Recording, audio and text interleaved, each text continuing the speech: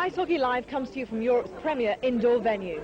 For the climax of what's been an awesome season in the Ice Hockey Super League. But the question now is who'll lift this trophy and become the 1998 playoff champions. We'll find out very soon because the final showdown is about to face off.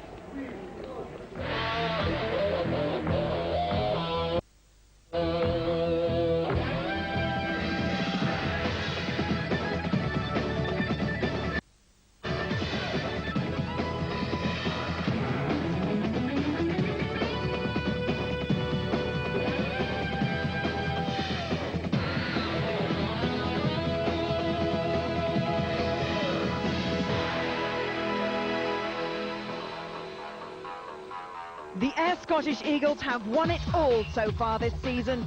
3 down, 1 to go. Can they make it a clean sweep and add the playoff trophy to their collection?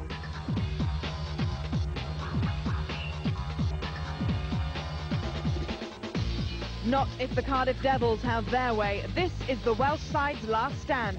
It's a repeat of the Benson Hedges Cup final last December when the Eagles snatched victory with only 3 minutes to go. Will it be payback time for the Devils or a grand slam for the Eagles? There's just 60 minutes of hockey left to play in Super League this season, and there's all to play for.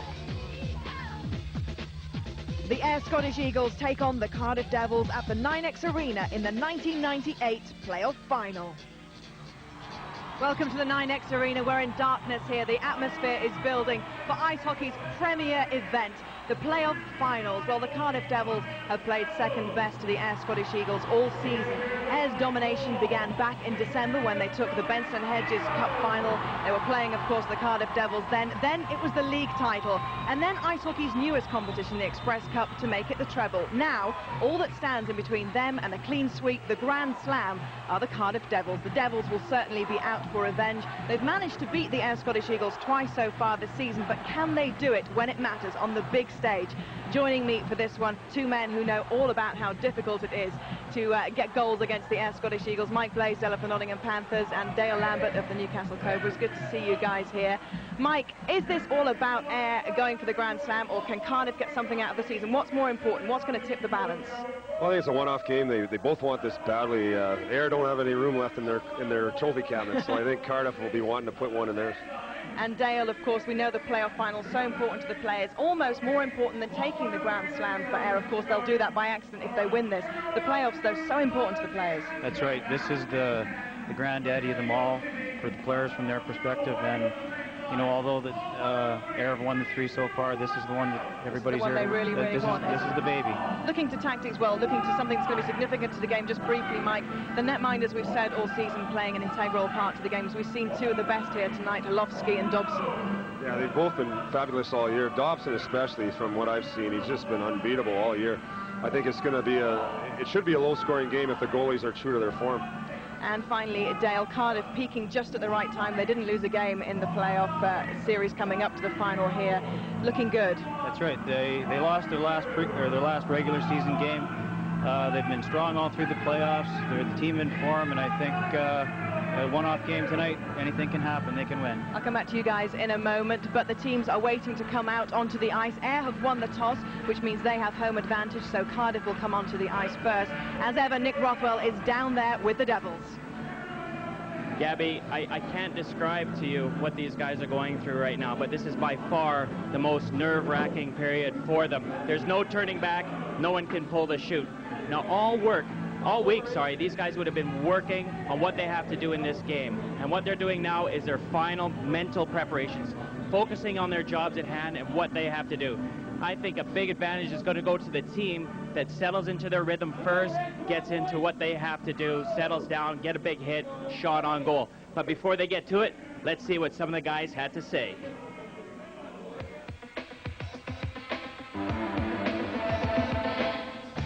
Everybody's excited about it. Last 60 minutes of the year, and you've got a chance to get your hands on a trophy, so there's nothing to hold back for. You know, we've got to give it everything we've got. You know, there's no second chances. It's 60 minutes, it's there. And if we can work as hard as possible and get a few breaks, and hopefully we can lift the trophy. Our success this year has really been our quickness of our forwards, getting in behind other teams' defense and working really hard. down low in the offensive zone, trying to give the goalie a little trouble. And really just, if we don't play to our maximum sort of work rate, we struggle a little bit. So we tend to, when we're successful, we're outworking teams and outskating them. Overall, our season hasn't been too bad. We have had our successes, you know, making it to the final and finishing third wasn't so bad. But looking at the history, you know, all the trophies and flags hanging up in the Cardiff Arena, we would definitely like to add to it. Our games against Cardiff have usually been pretty intense all season, so I don't think that's going to change. It's going to change now. You know, there's, like I said, there's no love lost between the teams, and it'll be a great game for the people to watch. It'll be a great night for hockey, for sure. It would be great to win this one. I think all the boys are pumped up, and with us dropping the B&H to these guys and the league, so we're geared up to beat them. It's going to be a good one. I think you're going to see a lot of hitting, not too many goals. I don't think as in the B&H final. It's the first period is always you know, nervous feeling. You know, you want to come out and, you know, play good defensively right off the start and see if you can get a break or two. They've won 3 trophies, and I'm sure they'll be very, very confident. And I don't know what the odds are. You know, people may be looking at us as the underdogs. You know, so that's just where we want to be. You know, we just want to be you know, the underdogs and go in there and try and spoil Ayre's Grand Slam party. Well, he doesn't know what the odds were, but for the Ayr Scottish Eagles to take all 4 titles at the beginning of the season, it was 1,000 to 1. We're now a lot closer to that becoming a reality as Ayr step out onto the ice. They must be so nervous, Mike Blaisdell. You've been in this situation. You know how they feel. What's going through their minds right now? Well, I think, you know, Ayr obviously have a bit of pressure behind them. I mean, to win the Grand Slam just doesn't happen very often, and I think that maybe the pressure is on Ayr a little bit tonight. And what about the psyching up that goes on? Jim Lynch has done this a few times already this season. What will he have just said to his players, Dale? Well, I think Jim's a pretty reserved guy, and I think he would just have them relax and go out and tell them to do their jobs. Dale, what do you think's going on there? Well, like Mike said, they've been through this several times already this year. This is the one they want to play for. Jimmy's telling them just to get out there and get at it, get settled down early to play their game. You know, they are the team who's expected to win. I think tonight, and Cardiff will be the underdog. So people always talk about the size of the ice pad here. It is a big ice pad. Which team will that benefit the most, do you think? Well, I think Cardiff have had a lot of success up in Ayr on the big ice. And I know that playing against us, they play well as well.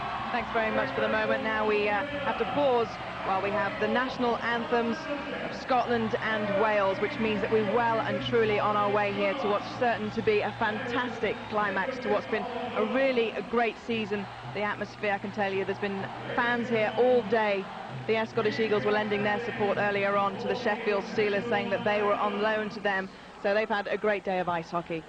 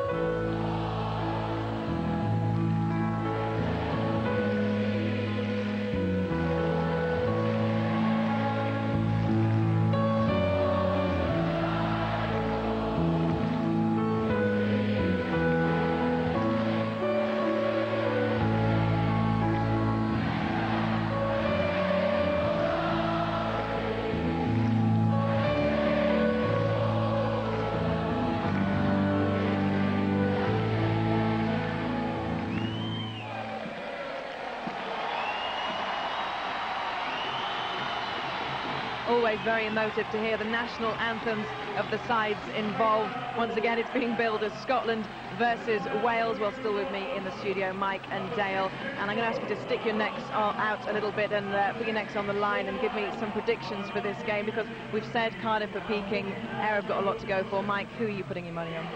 Well, I think my money would be on Ayr. Just they've been so successful, and my money's on Ayr. I'm sure Dale might disagree with me.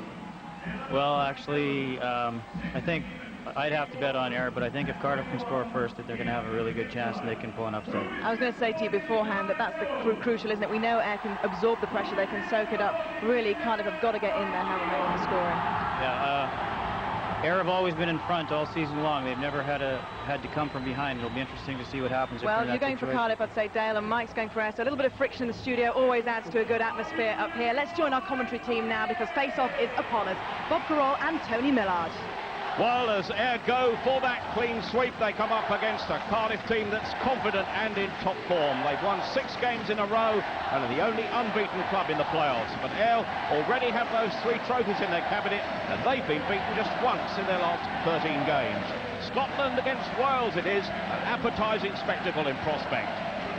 Ayr start with Rob Dobson in goal, goalkeeper of the year in fact. On defence, Vince Bowe and Joey Middlestat. Up front it's Dennis Purdy, Sean Barham and Matt Hoffman. For Cardiff, their goaltenders Derek Holowski, the starting defencemen are Frank Evans and Jason Stone, their forwards Ian McIntyre, Steve Thornton and Doug McCarthy. Number 16 for Ayr there is Sean Barham, the 29-year-old centreman, played here in Manchester before a move to Ayr this season. His 26 goals have played a big part in their success.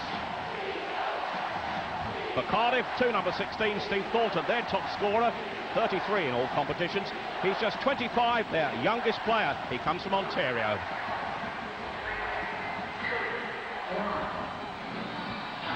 Tonight's referee there waiting for the face-off is Mike Rowe, a past player himself, and the atmosphere here in this arena is electric. Bob Carroll alongside me. It certainly is. It's the championship game of the season, and as our guests have said tonight, this is the one that means all the money. This is the one the guys look for, and they want to win from the start of the season. Ayr aggressive early on. This is Sean Barham getting it back, but Jason Stone winning it for Cardiff. Eventually the puck cleared into the neutral zone, and still Ayr push forward. And Derek Holowski, the goaltender there, and certainly he looks at that, and that's his first touch of the puck, which will give him confidence. Referee there is Mike Rowe. We saw him with the face-off early on, and he's the man that will keep things flowing tonight. Well, our 2 lines for tonight, they're going to be pretty busy. That's Norrie Grieve there, and Maury Hansen, former goaltender with a championship-winning side himself.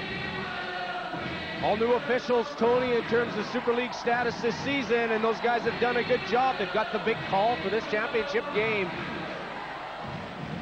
Well, that icing call, in fact, when the goaltender took it behind the goal line from the shot inside his own half of the rink, was an early call, but away we go. And Ayr in possession now, and the puck is again across that far goal line, again icing, and again a face-off deep in that Ayr defensive zone. Chance to look at the squads. The Ayr Scottish Eagles, by the toss of the coin, are, of course, the home team here tonight. Angela Casanara, number 3, their captain. Big and impressive defenseman Scott Young. Joey Middlestat, who scored his first goal of the season with us at Newcastle a few weeks back. Of course, Mark Wolf and Jamie Steer. Prolific goal scorers. Sean Barham, we've already heard about. Jeff Hode's in the lineup tonight, but unlikely to dress. Or to play, rather. Face-off then again, deep in that Ayr defensive zone. A battle for the draw. Number 5 for the Ayr Scottish Eagles there is Alan Schuler. Spreads it wide right. Mark Wolf will slap it goalwards. Stopped well by Holowski.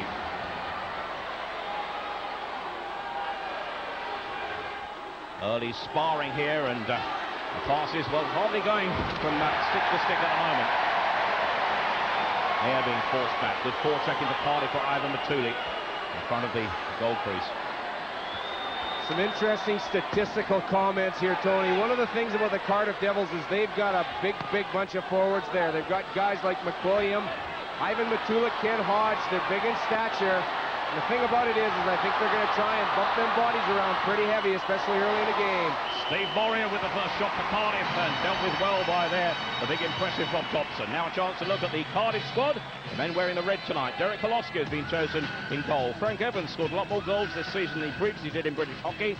Their oldest player is the number 55 there, the Swedish defenseman Peter Ekroth. McCarthy and McEwen, prolific, of course, in the league over the years. And Steve Thornton, we've already spoken about, with 33 goals to his name. Face-off again deep in that Air defensive zone. Air win that draw.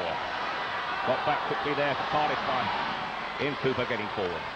But here comes Scott Young for the Air Scottish Eagles. Jamie Steer tries to flip the puck forward, given a bit of rough treatment there this time by Doug McEwen. This is Angelo Catanara, the Air captain. Cardiff holding the puck up well. Chase is on here. Shannon Hope. Ian Cooper can't gather that puck. Scott Young does for the Scottish Eagles. Dumps it goalwards. This is Hope again who will slap it up the ice. And that produced the first icing call against Ayr and take the action down into their end of the rink while both teams get the opportunity to change. Well, Jim Lynch, I suppose, has a little bit of pressure on him tonight. He knows that he just loved to dearly win this 4th championship this season, and you know, the odds-on pressure for these guys to do it, I suppose, is a bit tremendous. Once again, Paul Heavey, he handles all the coaching duties of the Cardiff Devils on his own, which is a bit unique in this Super League now. But what he does so very, very well. Well, there's a connection, of course, between these two coaches, because the last time the Scottish club won a championship, both were in the same Murrayfield side, Bob. And with the good old days, Tony, and I think someone was speaking to Jim Lynch about that, and they said that he probably just shot that puck up the ice in terms of Paul Heavey, and then he just picked it up and he probably got the goal. But these guys have got a history together. Purdy with the shot there for the Scottish Eagles, just their second of the game so far.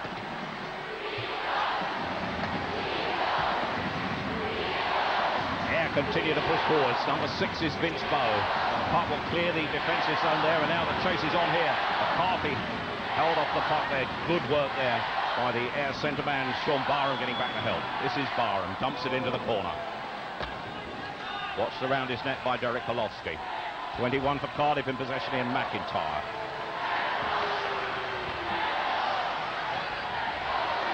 Dobson knocks it down behind his own net. Now Air, smooth oil machine gets going again. This is Alan Schuler, great interception. Good cover for Cardiff there. Effective tonight on the blue line, but here goes Scott Young. Young will dump it in, but nobody chasing this time. What a job Scotty Young's done for this Air Scottish Eagles side. Again, elected to the All-Star team this season. Well, a chance to have a look at the head-to-head between these clubs. And there you are. Cardiff come out slightly the better. No games have been drawn, and, well, if it's drawn tonight, of course, they go to overtime. And, well, if it's a tight game, Bob, we could have a long night. Certainly so. You know, one of the things I think about Cardiff's success in terms of the Air Scottish Eagles is that big ice rink mentioned earlier on. You know, there's a lot of good skaters on this Cardiff Devils side, and when they get going, between that and the power that they've got, you know, they're going to be difficult to stop too. Well, both teams highly competitive here. This is Kip Noble for Cardiff. Now they're going the length of the rink. Denied the clear shot and dumps it around the boards. Dobson knocks it down for this man, Vince Bow. Bow tries to clear a defensive zone and succeeds with a puck going right up the ice. And now Noble again in possession for Cardiff. Spreads it left to Matulik. Good forechecking by Jamie Steer. Matulik will have to battle again. Holds off the challenge from Steer and clears his zone. Number 5 for the Scottish Eagles is Alan Schuler now. Cardiff aren't keen on Air coming over that blue line in any fluent manner at the moment, and they're working hard there. This is Doug McEwen. I think one of the things that the Air Scottish Eagles are trying to do, Jim Lynch did mention this, get the puck deep in the zone because they've got those good quick forwards and they can cause all kind of havoc in the zone. Pass for Moria, his second shot of the game, and Rob Dobson equal to that on the edge of the crease. Well, Stevie Moria, he's been hot and on fire in these playoffs, and he picks up a loose puck here. No real options, of course, and a very routine save by Rob Dobson. But again, turnovers do cause shots on goal, and you really got to be careful on them. That man, Rob Dobson, those pads he wears look bigger than anybody's, but I'm sure they measure quite legally, Bob. Well, everybody seems to have had the idea that they should measure them this season. I think they, in fact, have been. And, of course, they're legal. That cross effort charged down. This is Ian Cooper. Again, the cover, Dobson's efforts in the net. A help and a chance here for Moria. All three Cardiff effective shots so far have come from that man, Steve Moria.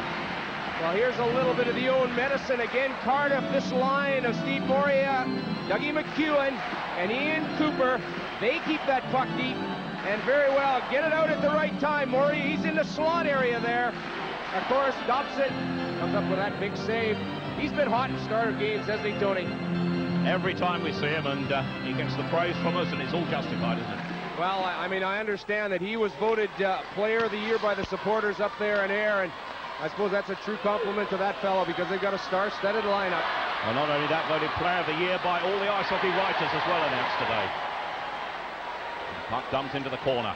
Holofsky watches it carefully. This is Peter Eckroft. Steve Moria with all three shots for Cardiff so far. Again, a chance for Ayr there to dominate in the neutral zone just inside their own half of the rink. Ian Cooper goes off for a rest. Well, I think both coaches will certainly try and get all players into the lineup early in this game. Get their legs moving, make them take part.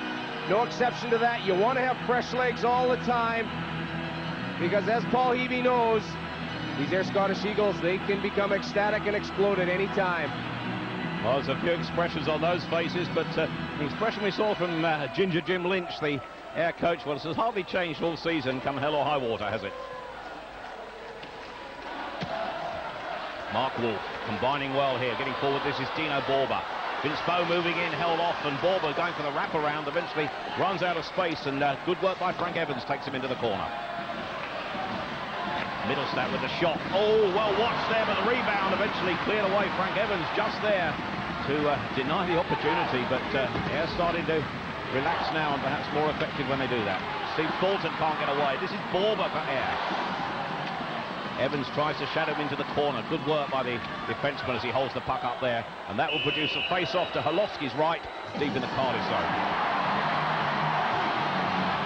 Yeah, a little bit of a scuffle there. The Ayr Scottish Eagles, though, are doing a good job only to try and keep that puck deep. The cycling effect, we spoke about it time and time again in this season. Joey Middlested's going to get an opportunity to get the shot away. Herlovsky maybe doesn't see it till the last minute, but it's the rebound that potentially can do the damage. Frank Evans down. He's not happy there. Balba. Of course, they're both in it together, and neither one's going to back down in a championship game like this.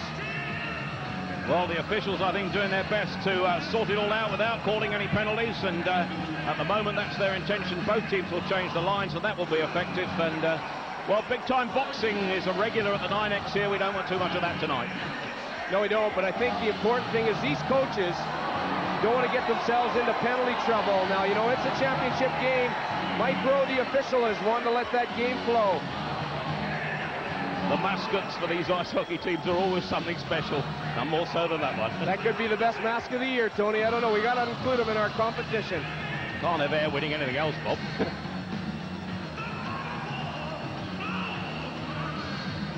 Face-off. In the end, they sort out just outside the Cardiff defensive zone.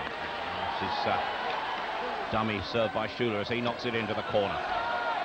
Brent Pope flicks it around on the backhand, but Ayr forechecking well here, and good work there by Dennis Purdy, number 19. But now held up against the balls. There's a chance for Purdy here to provide the pass, and well, Cardiff cover well, and the loose puck comes their way with Brent Pope.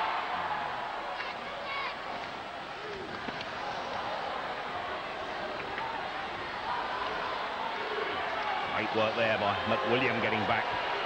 Giant player that he is. And Ayr will again have to build from inside their own defensive zone. Kip Noble takes out Sean Barham. Good work from Ivan Batulik here. Sends McWilliam forward. He combines with Batulik, but eventually the defensive zone is cleared there for Ayr by Alan Schuler, and they get forward. Barham with the shot, soft and into the corner. This is Matt Hoffman for Ayr in possession. Chance of a shot here for Barham, charged down this time by Hodge. We're going to get the first penalty call of the game here from our referee, Mike Rowe. We're just over 6.5 minutes into the game. And they're none too happy because we're getting I think it's an opportunity to have play the way of Ayr. It's an opportunity to have a look here. Brent Pope in the front of the net, picking up his holding call as he literally puts the old lasso on his man in front of the net there. It looks like Dennis Purdy. And of course, the Ayr Scottish Eagles have got themselves on the power play. Well, Cardiff's power play record is not unimpressive, a 15.6 percentage record, but this season they've had 26 power plays against Cardiff, have had 26 power plays against Ayr and haven't scored on one. An interesting comment. I know speaking to Kip Noble about that very fact, and he was saying to me that's one of the reasons the Devils maybe haven't had the success that they usually enjoy if the power play hasn't been working as well. Very important specialty teams, especially in games like this. But it's Ayr, of course, on the power play here, and they are effective. Whacked around the boards. Cardiff can do that, of course. No icing call there, of course, because they're a man short at the moment. Ayr on the power play with their impressive record of 55 power play goals this season. Can they add to that here in this vital championship final? This is Alan Schuler, knocks it goalwards. Kolowski drops it down. Borba gets forward. Good forechecking by it. This is Sam Grillo. Grillo always so busy on the power play, and at the moment Sam Grillo key to their power play success because he's had 10 power play goals to his name this season. Number 27. In the corner, he may be small, but he's tough. Oh, he certainly is, I'll tell you, and he's got some speed about him, doesn't he? You know, when he gets that puck in the corner, you give him that option to drive to the net, and he's certainly going to do that. There's Dino Borba, too. He plays his part. 5 power play goals he's grabbed this season. Well, he's always been known for his offensive skills. Again, Ayr trying to keep that puck deep in the zone. Evenly numbered here, though, by the Cardiff Devils, and Frank Evans, he's doing a bump and grind style here because he's wanting to hang on to that puck and just get it out of play. Hitting form at the right time, Dina Borba. Face-off then, deep in the Cardiff zone. Stuck at the 7.5 minutes gone, and still scoreless. Ayr on the power play, and just over a minute remaining of the man advantage. We can certainly assume in a game like this, Tony, that defense is going to be a #1 priority. Parker with a shot, chance in the rebound for Barham. And Holowski didn't quite know where that was, but came up with a big save when it mattered. This is Scott Young for Ayr. Power play clock there counting down, and Cardiff defending in depth and trying to pin Ayr back in their own zone. But here comes Sean Barham. Switches play to Scott Young. Young is strong, fast and hard. This is Parker. Parker looks to be hooked down. We're going to get another penalty in Cardiff this time. It'll be Kip Noble who will get the penalty call. And, well, as soon as Cardiff get possession, we will get the call now. And that will make a 2-man advantage for the Scottish Eagles. Well, Kip Noble probably not happy with this call, but Mike Rowe gets him on a 2-minute tripping call just behind his own net there. Parko trying to make moves, again, trying to set the stage and gain control deep in territory. But Kip Noble gets the stick in just behind the leg here. There you go, right in underneath the knee. And that one makes you slip up and you do a pearly into the air. Brilliant action captured there behind the net, as a result of which there are 2 men in the penalty box. And with 22 seconds remaining on the penalty for Brent Pope, and 2 minutes remaining, or starting with that other penalty on Kip Noble, we have 22 seconds of a 2-man advantage to Ayr. I'll tell you, you know that old move there, Tony, that's a great one when you're in front of the net. Those big defensemen, they like to stick the old stick there just in behind your knee, put you down, and get you out of the play awful fast. But certainly when the referee's not watching. Mark Wolf spreads play to Montanari. This is Mark Montanari, and a chance for a short-handed goal here for Cardiff because the break's on to Ken Hodge. He will dump it into the corner as they get across the cover. There's a good indication of the discipline of these players. Ken Hodge, potentially a breakaway there. Dump the puck into the zone. But still they have a man advantage despite the fact that Brent Pope's back on the ice now. And it's power play, the Scottish Eagles. Derek Kolowski, big save. Puck in the end, only just fractionally wide from Matt Hoffman. Cardiff will be pleased to clear that right up the ice. Hoffman had a great chance there to capitalise with Holowski stranded, but it went just wide. John Barham dumps it forward off the plexiglass, falls to John Parko. Again, Cardiff are clearly working hard on this, and the way they kill these penalties has been professional in the extreme. Well, this is important to set the stage in his game as well, Tony, isn't it? Because if they can kill this two-man advantage, as they have, and kill a penalty in total, that's going to gain the momentum in favor of the Devils. Let's have a look at behind the net here, because this is what happens when you flush him out and you're not careful. Dobson having to be on his toes, because Ian Cooper is certainly on his. Well, he was, Rob Dobson. 5 shutouts this season, and one of them against Cardiff. He's a calm, cool, collect customer, isn't he? Dobson in the nets there. He's still smiling. Close encounter. Hey, listen, fellas, it's going to take a lot more to frustrate me than that. Tremendous season for the 30-year-old goaltender. Smith Falls, Ontario, he comes from. Back there for the summer, no doubt. Well, I know that he does spend some time in Houston, Texas, where he played last season, and he's got that degree in broadcasting, and we know all about him on Sky Sports because he does such a tremendous job as an interview. Still, this is good work by Cardiff, but now could Ayr get the break? They still have the power play with just over half a minute remaining on this man advantage. Parker will chase on this side. Good work by Shannon Hope, but this is Barham for Ayr, number 16.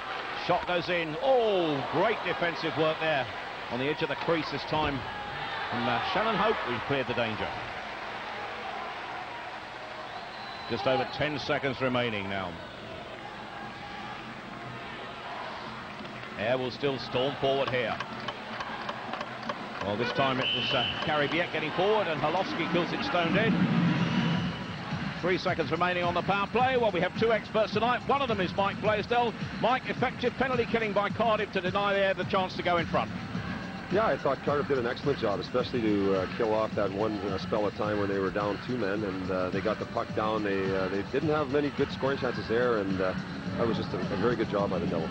Early on, any indication of how you think this game will go?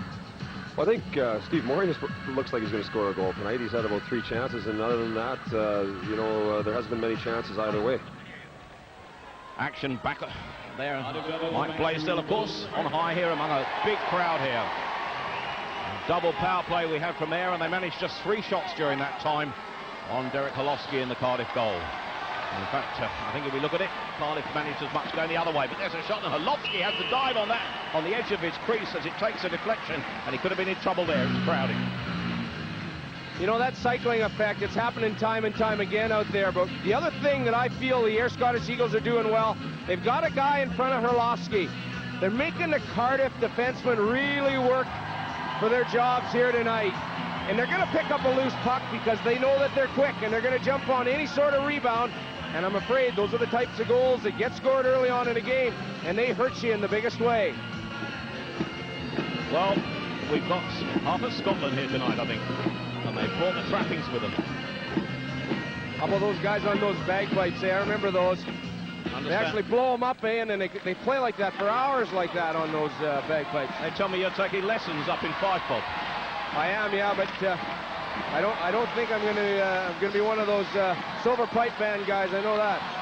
Cardiff pushing forward, but they're getting a break here. This is David St. Pierre. Chance of a break here and a great opportunity.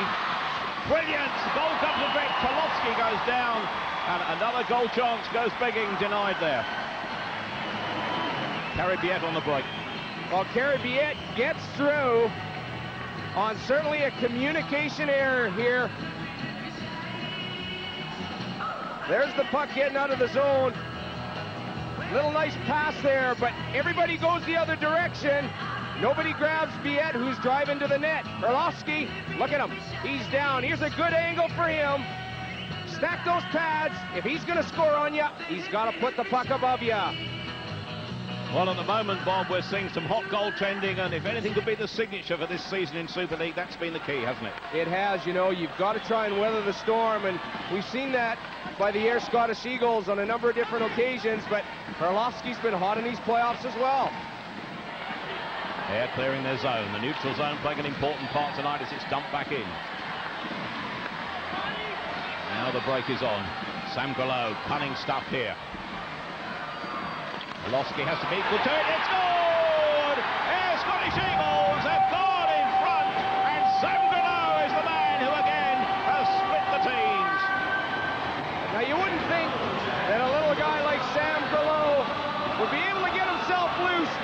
so dangerous in front of that net here. Mark Wolf does the big work, but it's Grillo. He's got that stick on the ice there. He's concentrating, and of course he puts the puck upstairs. Herlovsky, of course, he's looking for that pass out in front, but you've got to make sure that you've got that trailer, because he's the man that's going to do the damage. Great finish by Grillo. He went upstairs. Well, and Scottish Eagles go in front again. Sam Grillo's 33rd goal of the season. And the Scottish fans are the happier of the two now.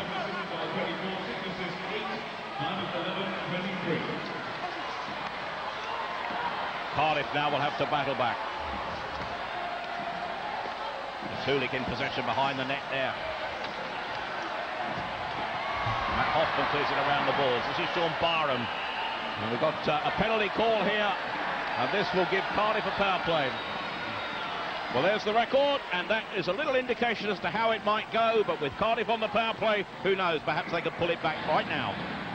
I think we've got Matt Hoffman. He just managed to hook down this man here. Ivan Matulik behind the net, which will give the Devils, who have been struggling on the power play a little bit, their first opportunity to try and gain revenge and get themselves back in this game. Well, their record against Ayr is actually negative on the power play because they failed to score in 26 attempts. Cardiff again, their big forwards keeping that puck deep and creating some pressure against the Ayr Scottish Eagles, but the hook gives them an advantage to the Cardiff Devils. Well, there's the overall power play success record of the Cardiff Devils this season, but as we were saying earlier on, in 26 attempts against Ayr, they failed to score, and in fact, they've conceded one shorthanded goal to Ayr in that time, so they effectively have a minus power play record against the Scottish Eagles, but could they change that right now? Doug McEwen getting forward. Ayr clearing that zone under pressure. Well, looking at the statistics and the scores so far in these playoffs this season, it's this line of Ian Cooper, Steve Morier, Doug McEwen. These guys are all up there. Bit of a surprise. They've been around the league a long time, but they've turned it up an extra special gear in these playoffs. Well, they didn't want to do that, I don't think, because that icing call will take it back down to their end of the rink, and they will be under a little bit of pressure, albeit with the superior numbers. There's Scotty Young there. Tipped as a top defenseman in the league, most certainly one of the most offensive guys. You give him an inch, he's going to take a mile on you. He was actually quiet when I spoke to him tonight before the game, which very often he is not. He's always got something to say, so nerves will prevail. That beard is getting very long, too. Maybe he can't speak through it, Bob. Maybe that's just exactly it, but I'm sure a win will remedy any problems tonight. For Cardiff, experience of Ken Hodge trying to get them moving. Now Kip Noble sets them going. This is Frank Evans. Ken Hodge is number 20. Noble, good box defense by Ayr here to try and deny the scoring opportunity, but nearly one for Steve Thornton on the far side. As that puck was slipped across the zone. Still they push forward. Frank Evans with the shot. Rebound Thornton, but well, the goaltender Rob Dobson, as we said so often, did well with the second save. This is Thornton.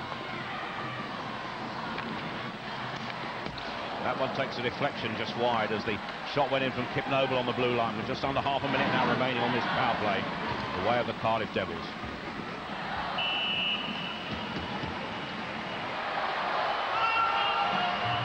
Well, and Scottish Eagles, Dennis Purdy getting involved in a little bit of argy-bargy there. Well, that old line being put together there by Paul Heavey. Stevie Thornton out there. He's the little guy with the good quick hands, isn't he, Tony? We see how he kind of moves around, but he's not scared to muck it up a little bit. Devils trying to outnumber on the puck. They know that they've got the man advantage on this power play.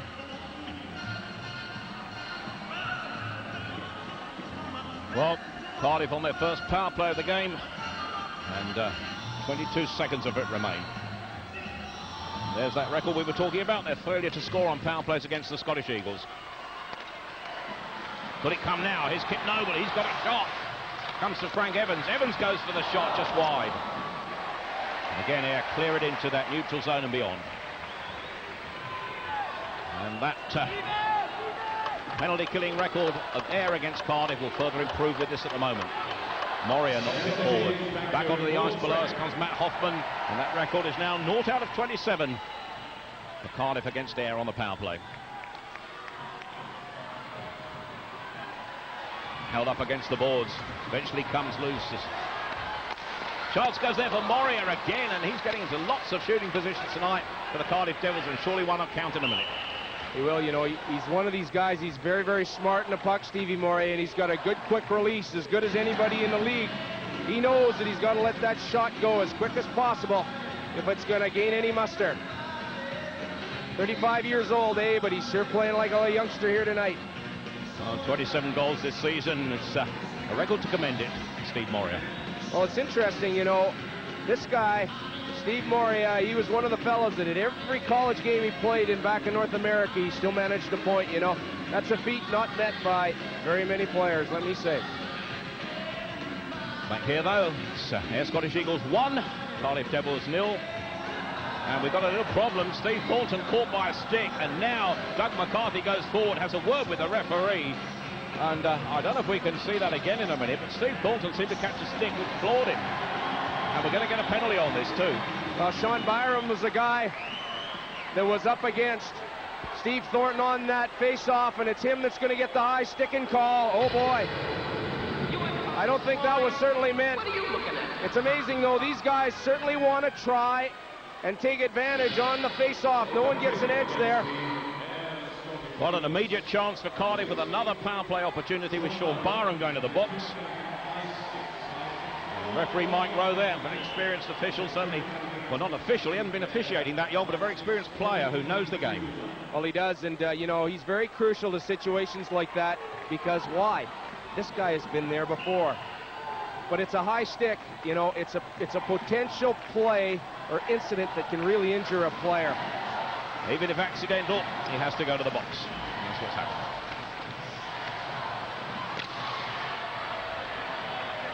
This is Frank Evans for Cardiff on that power play now.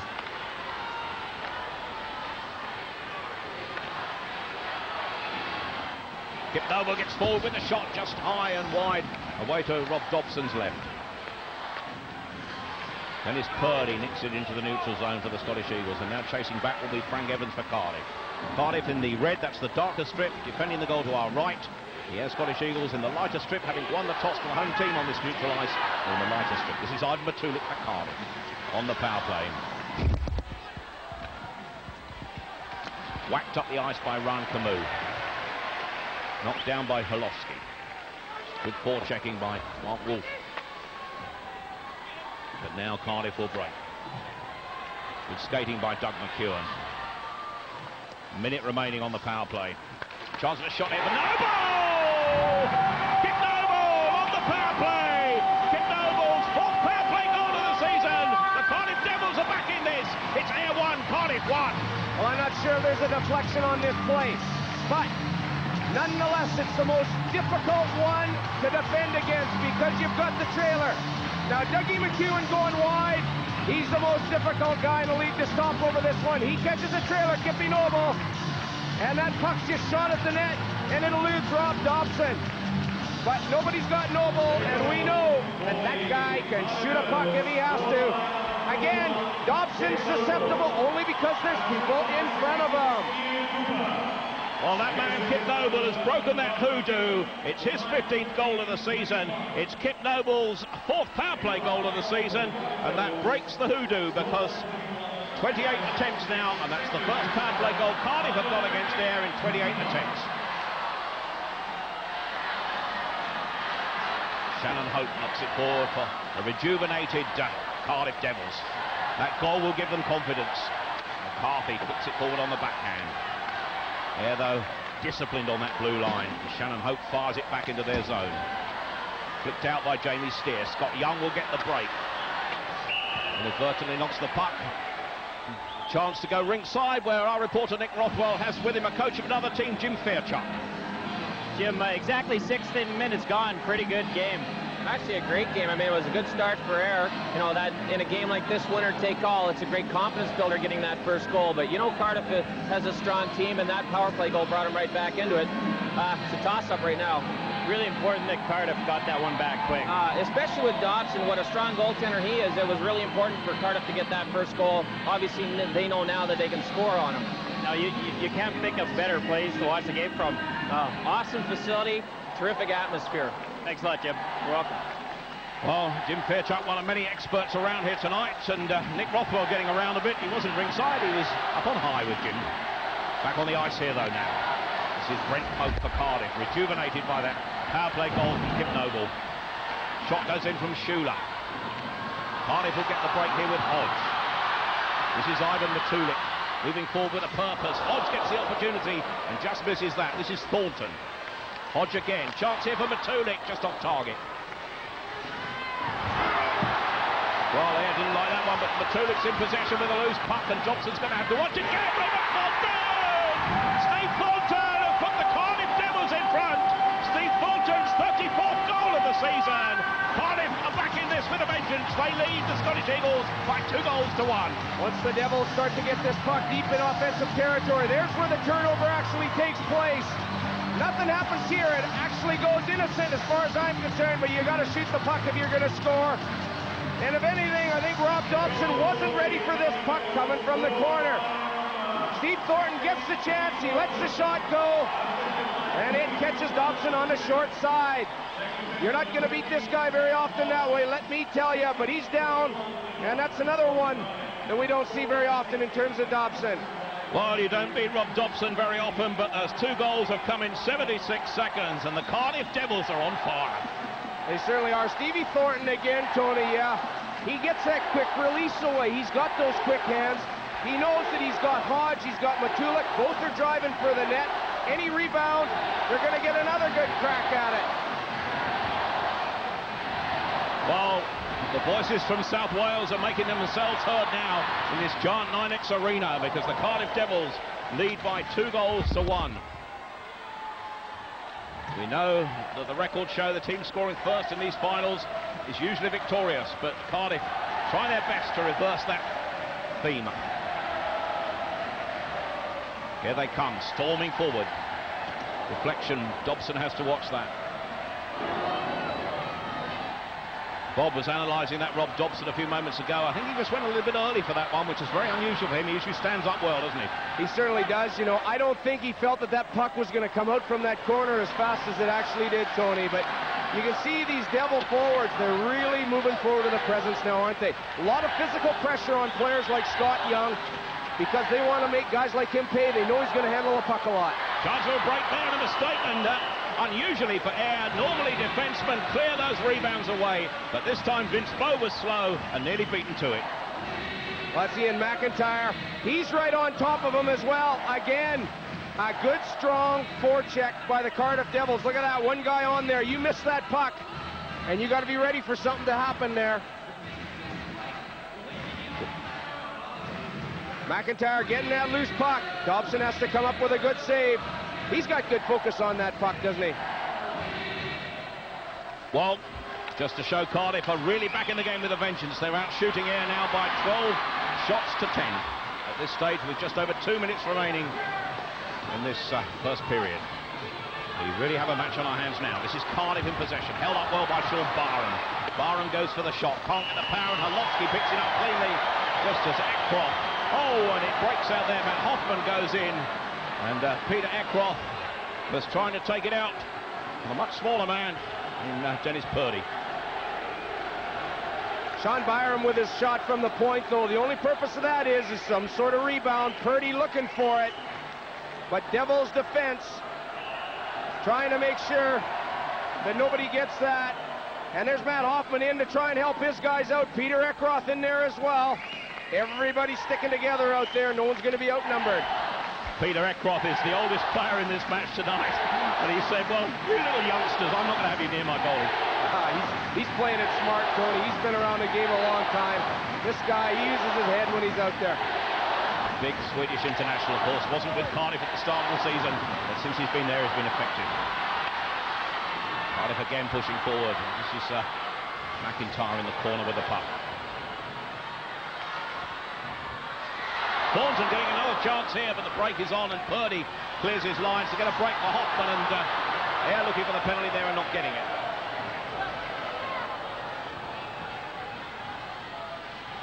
Puck cleared again into the neutral zone. Gets the feeling that Ayres' normal, calm, cool and collected play has been put under some pressure by an eager Cardiff team here tonight.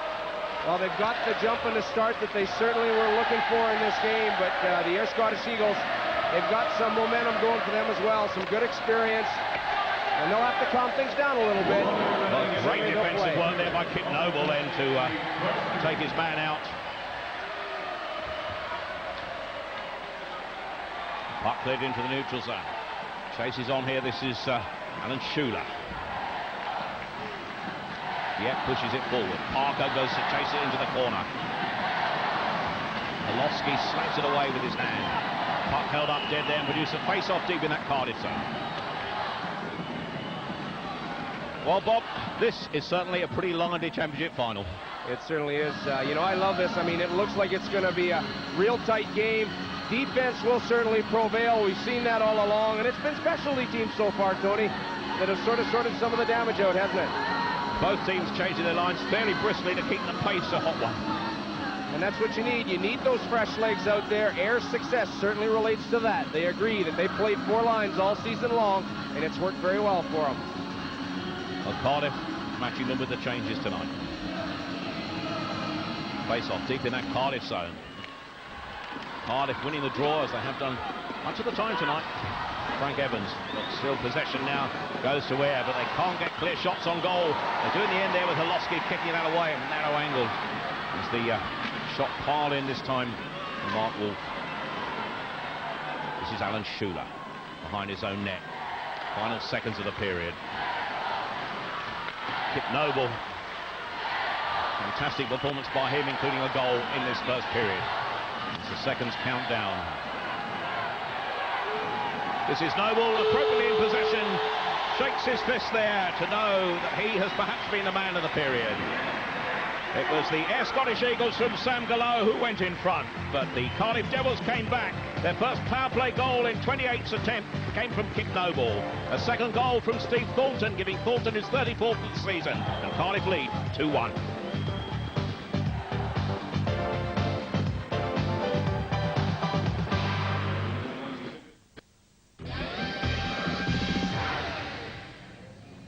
There's another big night of boxing coming up tonight. Lennox Lewis against Shannon Briggs, and Britain's Harold Graham against the American Charles Brewer. Just 2 of the 4 world title fights on this special Sky box office event. For more information, you can call 0990 800 888. That's 0990 800 888. It's going to be a great night of World Championship boxing. Right now, though, we're at the 9X Arena in Manchester for what really is the pinnacle of the ice hockey season, and the Cardiff Devils against the Ayres Scottish Eagles here in the playoff final. You can see there the first period very, very tight. The Devils just edging it 2-1 on goals. Shots on goal, always an interesting statistic, and there you can see 12 apiece, so it really is dead level. Well, Nick Rothwell's talking to the man who put the Cardiff Devils on the score sheet, Kip Noble. Kip, out of the last 5 playoff championships, 4 out of those have gone to the team who scores first.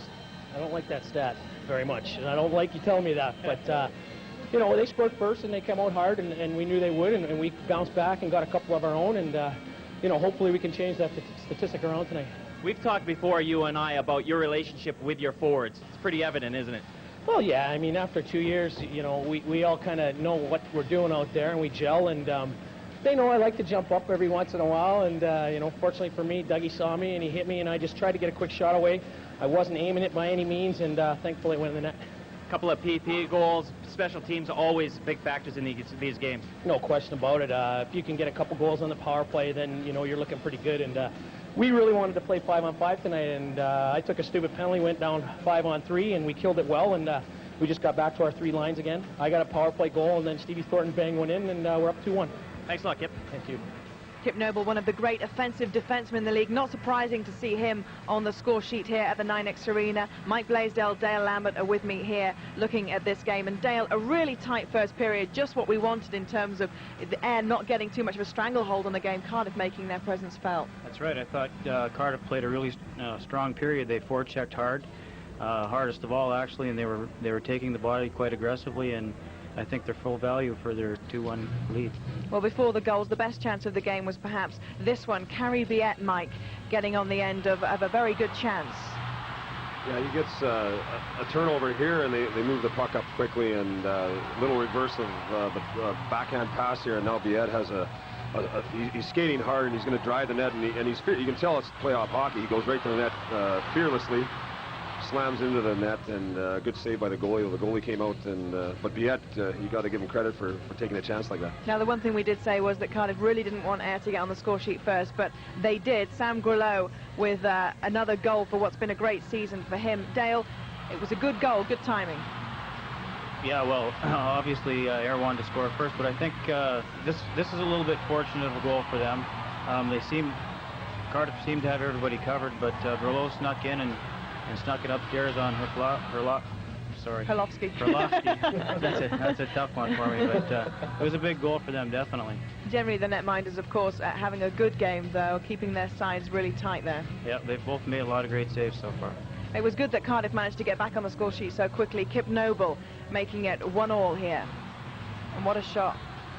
I think Dougie McEwen comes around the net and makes a great play. He finds Noble out high in that area where sometimes they don't pick up those defensemen, and he just snaps the puck into the corner. Like he said, I don't think he knew where he was shooting it. He just shot it through a little bit of traffic. Perhaps the goalie didn't see the puck. Usually Dobson will get pucks like that. He obviously didn't see that puck. Well, that would have done Cardiff's confidence no harm at all. And then it was just 76 seconds later that they got their second goal, making it 2-1. Steve Thornton with this one, Dale. Yeah,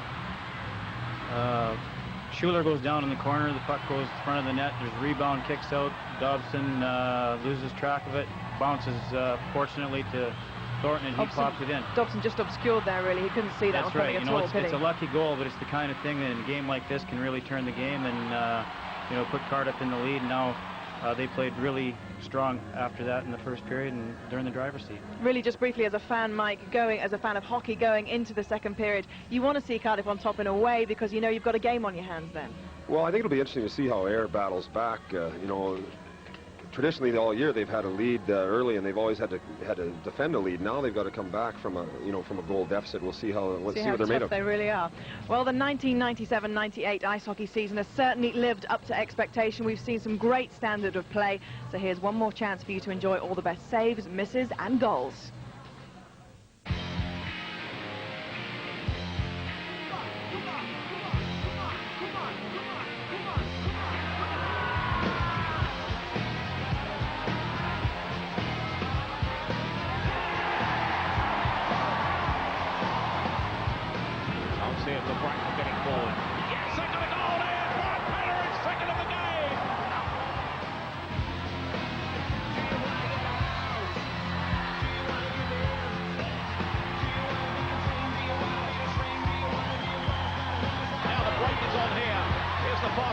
Thornton, and is with him.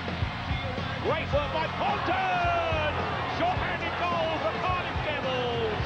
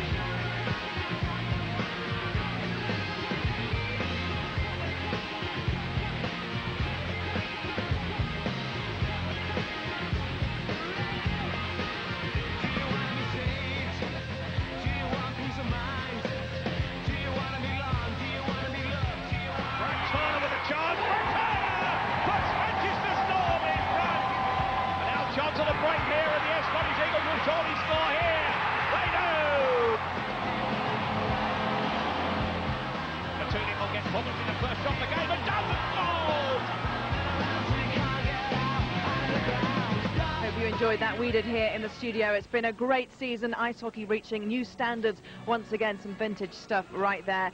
Here at the 9X Arena in Manchester, the Cardiff Devils fans very happy going into the second period because their team are 2-1 up after the first period. Will they get revenge on the Ayr Scottish Eagles for the Benson Hedges Cup final? This is the goal that made it 2-1. Steve Thornton making it 2-1 to the Devils. Join us for the second period after the break.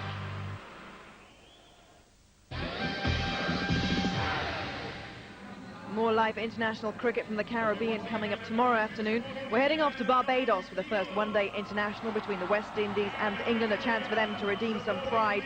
Live international cricket coming up tomorrow, 2:30, right here on Sky Sports 3. Right now, though, it's ice hockey, the pinnacle of the ice hockey season. It's the playoff final here at the 9X Arena, the Ayr Scottish Eagles against the Cardiff Devils. We're ready for face-off in the second period, so let's join our commentary team, Bob Carroll and Tony Millard. A reminder as we start this second period that the Scottish Eagles went in front through Sam Grelot, but a power play goal from Clip Noble and one from a tight angle from Steve Thornton have given Cardiff the lead by 2-1. We said the first goal will be vital, but Cardiff have stormed back well, and Bob Kroll alongside me. Can Ayr battle back from this now? They've had 3 titles so far this season, Tony. You can bet we've got 2 periods of hockey left that they're not going to get up. The thing is they've got those quick forwards. They're explosive, and they've got to use that to their advantage. Well, it's Cardiff being pushed back early in this second period. But they managed to clear their defensive zone, and the chase is on here now with good battling qualities of Doug McCarthy, taken into the boards down below us there by Vince Bowe. It's toughening up, one has the feeling here. Puck held up against the boards. Cardiff fans down in front of us are happy here from Johnny up from South Wales. So far has been rewarding. This is Steve Thornton. Thornton takes a tumble, comes back to Jason Stone. Shot goes in, and somehow Rob Dobson tops that well as McIntyre got that shot powerfully from some 15 feet away. Well, Steve Thornton does an awful lot of work here to get that puck back to Thornton, but McIntyre with a quick shot from the high slot area that Dobson has to really be careful on. Well, Rob Dobson there, busy goaltender, probably the biggest goaltender in the league, and this season the most effective. Well, certainly along the lines of ex-Manchester goalkeeper Jim Rivnak, who was another big guy that seemed to fill that net up so very well. Both had success in the league this season. Not full enough so far tonight. But Ayr get the break here now. They'd like to pull level quickly and get back their rhythm, but Cardiff obviously determined to upset that quality tonight. Camus can't keep it in. We've got a 2-on-1 break on that side. Noble getting forward already with a goal to his name tonight, but Ayr in the end stay calm. Number 5 in possession is Alan Schuler. Poor pass out, knocked back quickly for Cardiff Devils by Ken Hodge. Dobson, a rare moment caught wanting there and taking a tumble behind his own net.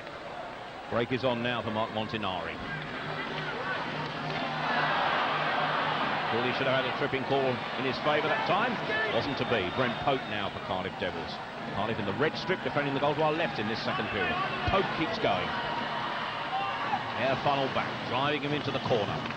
Comes out here, chance goes in, and the rebound could come the way there of Big McWhibben, and just off target from Ivan Matulik. And somehow, well, Ayr looking a rare disorganised outfit in defence at that time. But they get forward here. This is Viet with the shot, takes a rebound. Still they battle.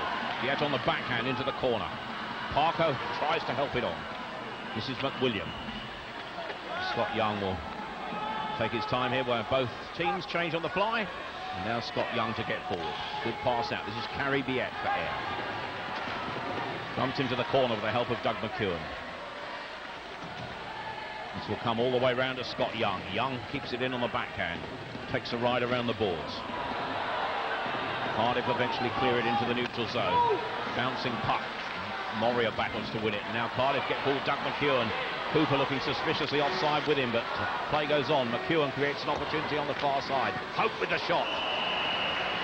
Shannon Hope's effort held on to well there by Rob Dobson, the goaltender. I'll tell you, there's some tremendous support being offered here by the Cardiff Devils to one another.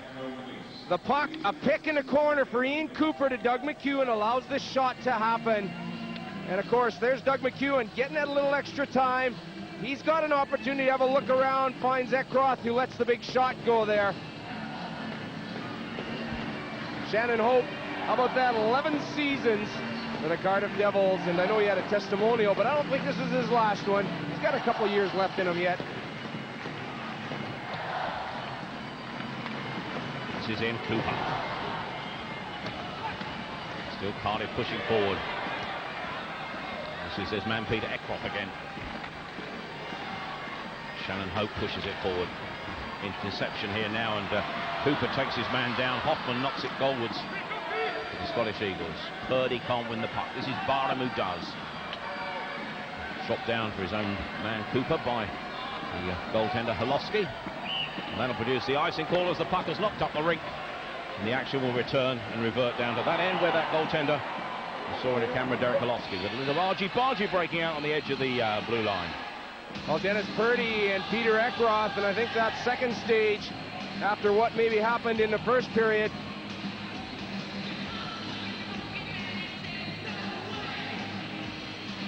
well, they all want to have their say, don't they? They do.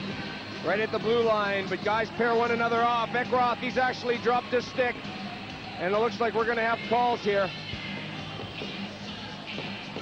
Peter Eckroth going off. He's got a roughing call. I don't think the Cardiff players like that very much. Mike Rowe says their man goes to the bench, and that will give Ayr the power play. Well, I think the deciding factor will be Eckroth. I think kind of caught Dennis Purdy in the head there, and with the experience that Mike Rowe has, he says, well, you know, that's going to be a roughing call. You got to keep your sticks down, keep your hands down. No one likes to get hit there. Well, the old men need a rest. I can tell you that Peter Eckroth will be 38 next Thursday. Well, there's the power play record tonight. Ayr have had 2 opportunities yet to capitalise. Cardiff, Kip Noble scoring their power play goal. The action deep in that Cardiff defensive zone, and Ayr superior in numbers on this power play.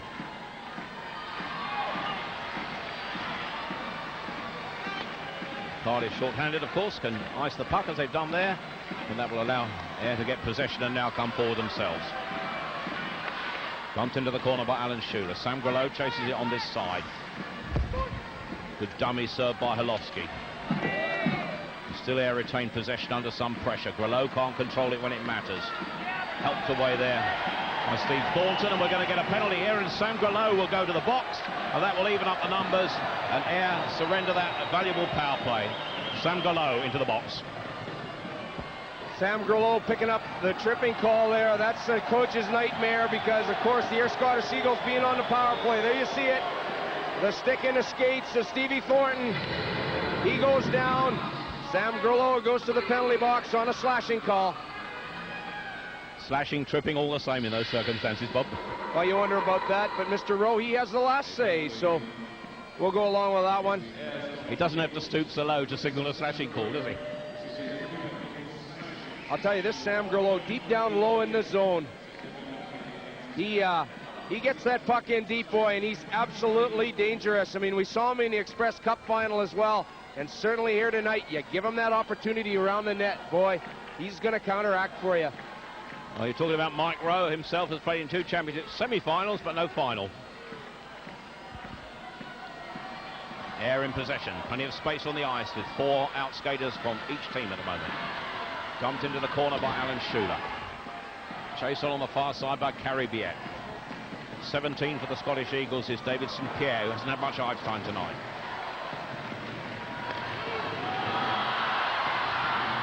Break on here, and Dobson has to save that with his knees. And now we've got a chance to join Nick Rothwell with another interesting guest on high. Another exciting game here, eh? Well, no doubt about it. I mean, you got a 2-1 score here, and just starting off the second period. I think it's everything that has all the ingredients everyone's looking forward to.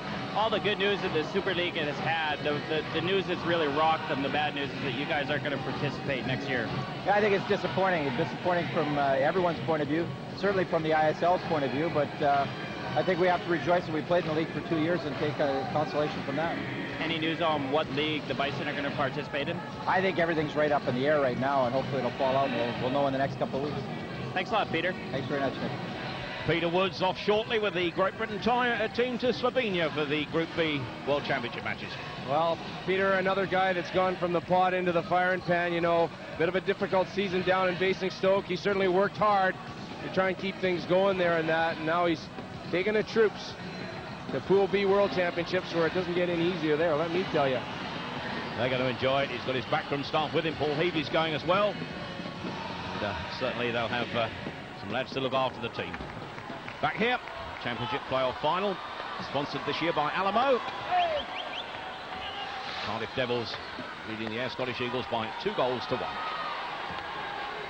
This is Dennis Purdy.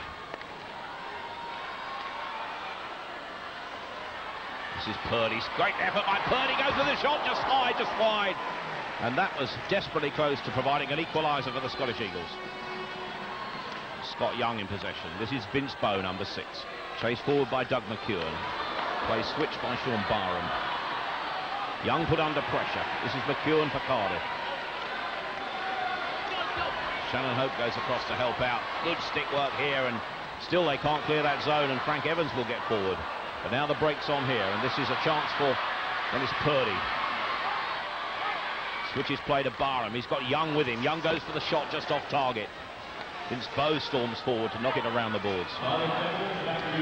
Back onto the ice below us comes Peter Etcroft. Power play is with Cardiff Devils now. Counting down left right hand corner of your screen there. 20 seconds remain.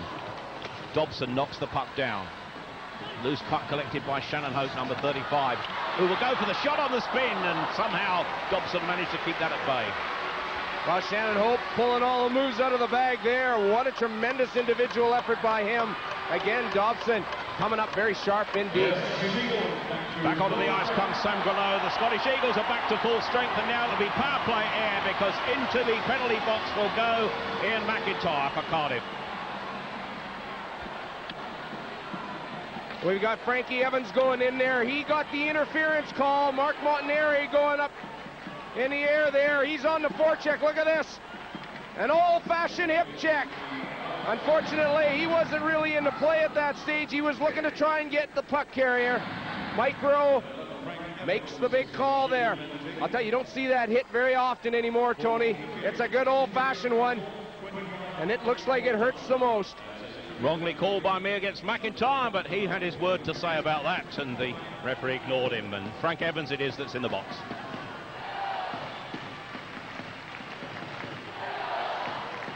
So the power play with the Ayr Scottish Eagles now. Yet to score a power play tonight, the Scots. Remember, they're in the lighter strip, playing from our right, and Cardiff in the red top, defending the goal to our left.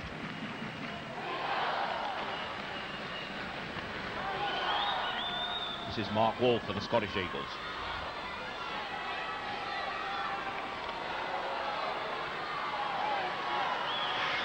Mark Wolf switches play, then puck takes a little deflection out and into the Ayr bench, in fact.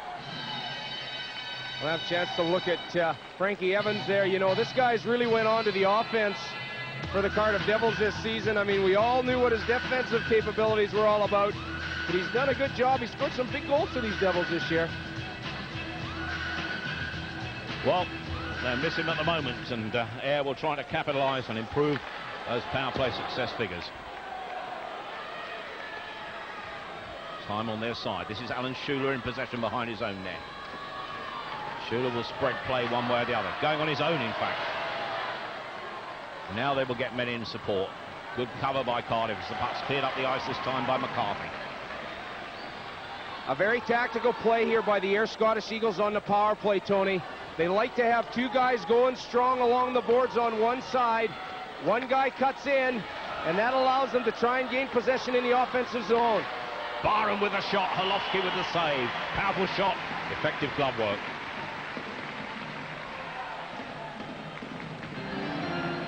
A real atmosphere here as they push forward on the power play. Well, Sean Byram, he's really got no options.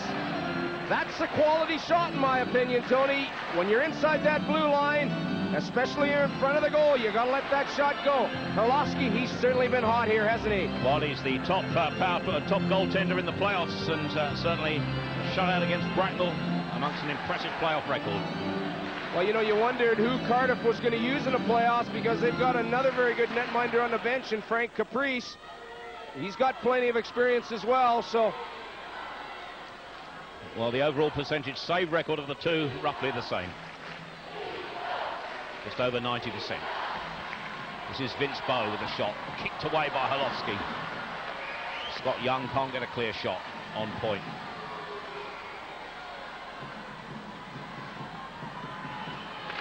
They're knocking it around as power play clock counts down.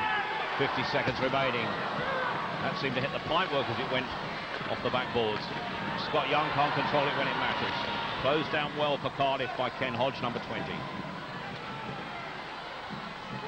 This is Sean Barham. Vince Bow can't get a clear shot. Good defensive work by Cardiff. Steer will go for the shot. Deflection, brilliant reflex save by Derek Herlovsky, who is hot indeed tonight. A super job by the Air Scottish Eagles, taking their time, waiting for the right crucial chance to get that shot on goal. Look at the pick here. There it is down low on Ivan Matulik. That enables the shot to happen, but it's a deflection, and that just about eludes Herlovsky. Now let's have a look at this, because you can see that he's committed to the play, and he has to be sharp to get his hand on that puck again. A great night for the 26-year-old from Minnesota. Face-off deep in that Cardiff zone now. Crowd really making the atmosphere in this giant 9X arena, the biggest indoor arena for ice hockey in Europe. What a place.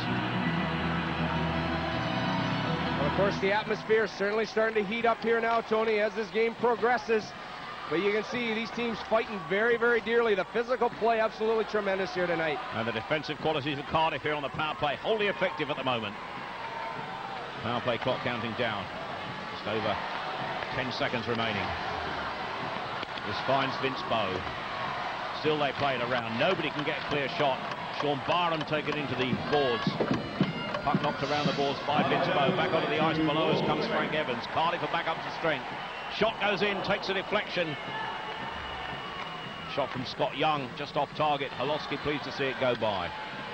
This is Kip Noble to clear his defensive zone and knock the puck up the ice. And that will produce an icing call on a face-off deep in the Cardiff defensive zone.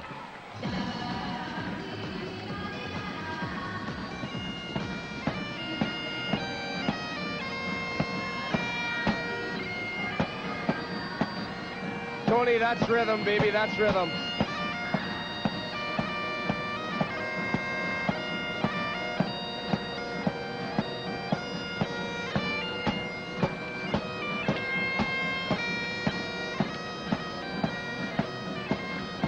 The Scots are here a bundle, drumming up support and blowing till his heart's content. This is Frank Evans as the Cardiff Devils move away with a purpose. McIntyre with the chase. Good interception offside as he moves in just too quickly. And that'll produce a face-off just outside their defensive zone. There's Kip Noble, scored Cardiff's first goal tonight.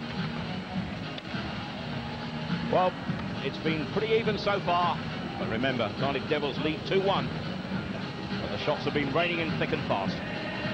You know, and hot goaltending, it's mentioned every so often, but the thing is that, you know, when these guys are on their game, boy, you see lots of quality chances, some excellent saves, and boy, it's good, exciting ice hockey, isn't it?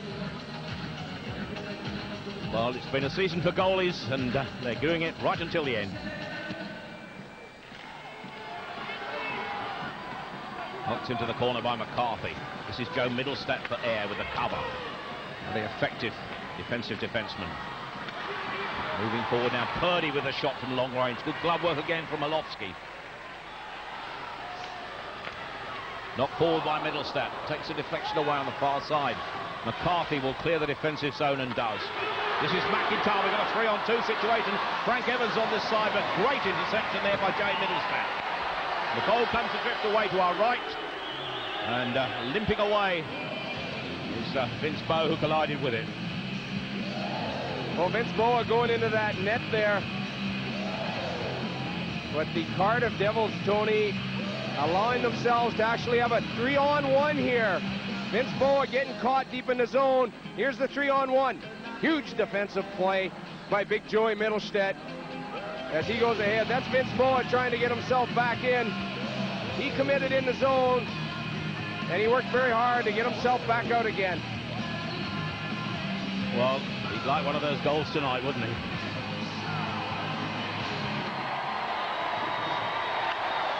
Poke check for the goaltender, but still Cardiff come forward. Another good save by Dobson. Rouleau can't clear the danger. The mighty midget is matched by McWilliam. They're having to work hard. Cardiff, though, working just as hard, and Kit Noble again dumps the puck forward. This is Ryan Camus for Ayr behind his own net. He will leave it for Mark Montanari. In possession now, number 10.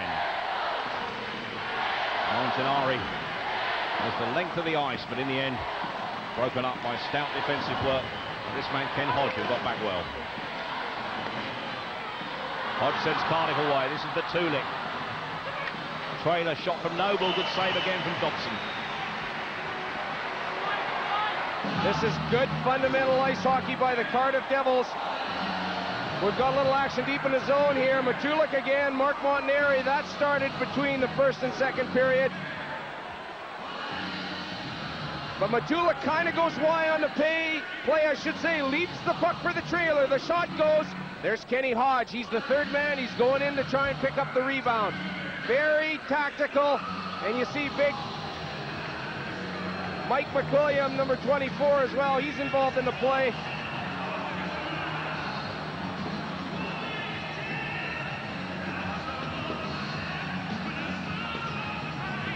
Well, there's plenty of people here in this giant 9X arena. 13,935, and that's a massive attendance for a playoff final. Remember, down at Wembley, used to be limited to about 8,500. What a building this is. It certainly is, you know, and this is probably one of the most vocal crowds that we've had, certainly in most recent times. And certainly getting a taste of the party atmosphere up here. We're, of course, among them.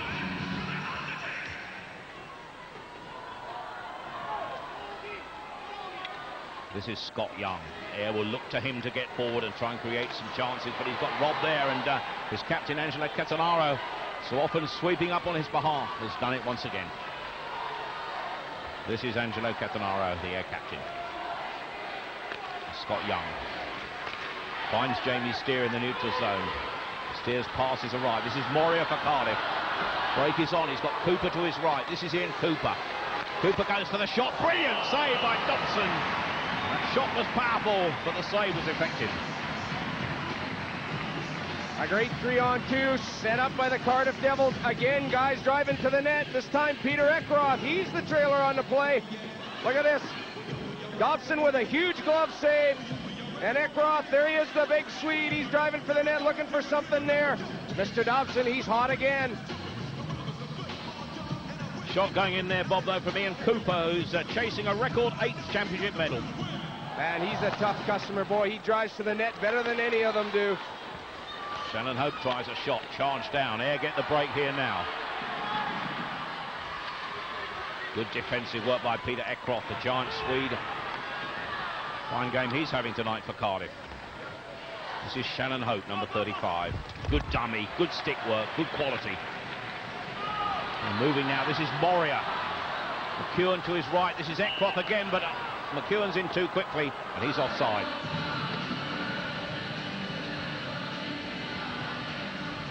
Well, Nick Rothwell's got another guest. Dave Morrison, the Manchester captain, is with him. Dave, you enjoying watching the game up here? Oh, yeah, it's a real thrill, and the crowd's into it. It's a good game. What more can you ask for? I'm sure you'd rather be out there. Oh, yes, I would, but unfortunately it didn't end up that way, and what can you do? Bit of a disappointing result this afternoon. Yeah, it was, but you know, what can you do? The season was a good season for us, and it's unfortunate we lost today, but Sheffield played a good game, and we just have to look forward to next season. Cardiff 2-1 up right now. Can they beat Ayr? Yeah, they can. I think if any team can beat them right now, it'll be Cardiff. They finished off on a high note, and you know, they're playing like that right now, but you can never count Ayr out. So what happens now, Dave, with you over the summer? Well, I'm going to relax, keep in shape, and look forward to next season, I guess. Well, good luck, man. Thanks, Nick.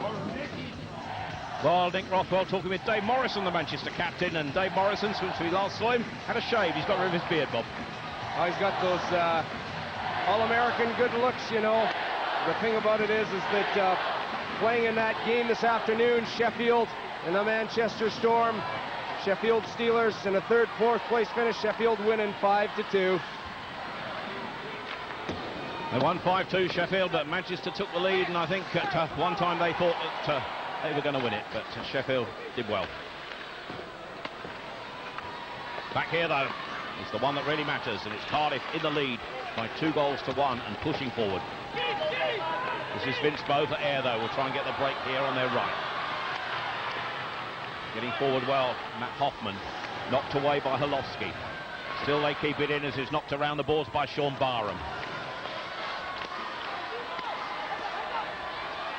Hoffman battling well. Still Hoffman, Holowski alert to that as he dives on it.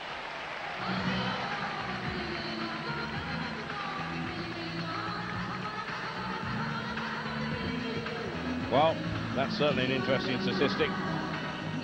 In their playoff games this season, Cardiff have dominated most of them, unbeaten in the playoffs, in fact. Well, the Devils, you know, once they get that second period, that first period, I should say, behind them, the second and third, very dominant periods for this team, and difficult to beat. Face-off deep in the Cardiff defensive zone. Just over halfway through the game, and Cardiff leading by 2-1.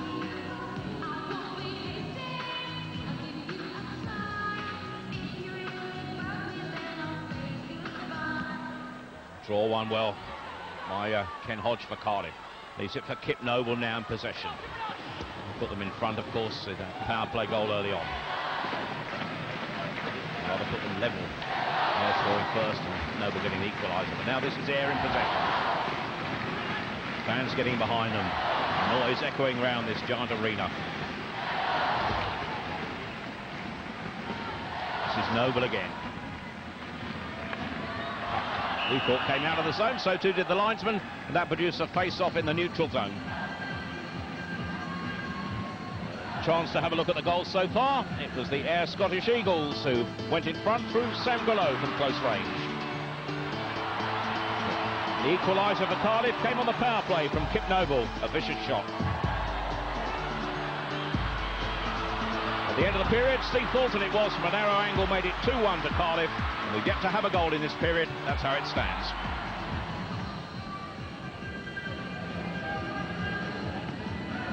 Must be holiday time at the schools, they're out late. Ayr in possession. But pushed back well by Ken Hodge. William will keep it in for Cardiff. Off target.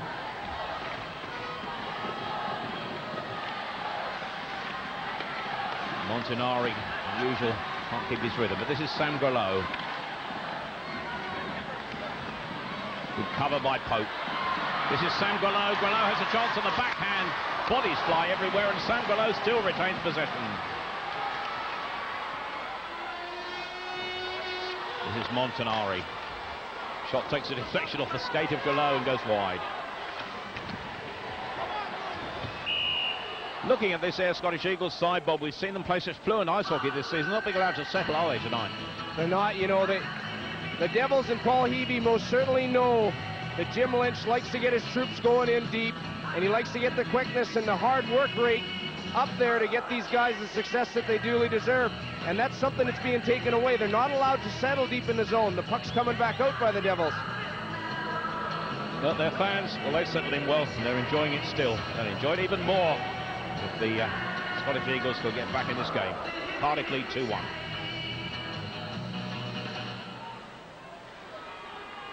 This is Shannon Hope for Cardiff, number 35. Captain. This is Angelo Catalaro. He's the Ayr captain. A rant pass allows McEwen to get possession, but now the break's on as Scott Young gets Ayr Scottish Eagles moving forward. This is John Parko in possession. Cuts inside Hope. Chance on this side. Great save. Brilliant. Jamie Steer denied by Derek Holowski. Well, Holowski is indeed hot tonight, and that looked goal all over it. Shannon Hope kicks the puck forward. You know, it's interesting on that play, Tooney. I watched it the whole way through. Dougie McEwen actually had Jamie Steer all the way into the zone. He left him, and as soon as he left him, Ayr picked that up and got Steer the puck, and of course the scoring opportunity happened, didn't it? Sean Barham switches play to Jamie Steer. Eckroth gets back well. This is McEwen. Still Ayr push forward. Barham wins it back. Falls to Eckroth again. Into the neutral zone with Ian Cooper for Cardiff. Onto the far side and just wide. Great chance for Steve Moria to add to his goals total for the season there. Angelo Catalaro gets forward. Man offside in front of him. They clear the zone. Ayr can chase it back in, but this is Jason Stone for Cardiff. Hassled and harried by Dennis Purdy. Loose puck falls the way of the Scottish Eagles. Surely that'll be a penalty call. I think Hoffman thought he was completely floored there by Jason Stone, but it wasn't called. The action reverts to the other end. Dougie McCarthy here getting an opportunity for the Cardiff Devils, I believe. Going in on the goal. There's the shot. Steve Moria just about tips that one in, boy. He's sharp around that net. There's Doug McCarthy creating an opportunity. He's the guy that's come off a very difficult injury, hasn't he, Tony? You know, and he's really come back to play well in these playoffs as well. You see him wearing that visor there. Protection of the eye area. Borba taken into the boards hard and high by McIntyre. Ayr clear the zone. Knocked back by Frank Evans. Takes a deflection off the plexiglass. This is David St. Pierre, who's not had too much ice time tonight. Will those fresh legs tell now? St. Pierre goes the length of the ring. Backhand shot just off target. Knocked away by the stick hand of the goaltender, Derek Kolofsky. Noble chases across. Bodies fly everywhere. Sticks come loose. McIntyre clears his zone. Kolofsky knocks that down. Joey Middlestat for Ayr will get it while most of his teammates change. Puck collected well by Sam Grelot. This is Grelot, scorer of the only Ayr goal so far. Grelot looks to be taken down by Kip Noble. Again, the officials let it run. And now Cardiff get the break as Noble gets forward. Noble looks for the trailer, McWilliam. Good work for Montanari. But still they push forward. Dobson tries to clear things round, but still the puck comes loose, and Cardiff are hassling and harrying and pushing Ayr into errors. Again, you know, that's the big physical forwards of the Cardiff Devils, and you can see when they get ahead of steam up, they're very difficult to stop, and they put all kinds of pressure on the defense, and that hurries them up as well, and they're starting to do things with the puck that they normally would not do. Bob, this confident run they've had in the playoffs to go through the playoffs unbeaten must be helping their cause. I certainly think so. You know, the biggest one probably being... Whoa, there goes the equalizer! Into the net, Mark Montanari it is, with his 28th goal of the season. Ayr Scottish Eagles are back in this. And there's protest coming over to the referee here because they don't think that should have counted. They think the man was in the crease. Well, we wonder about that. Certainly Peter Eckroth was pushed through. But Mark Montanari with that shot, and they had guys driving to the net.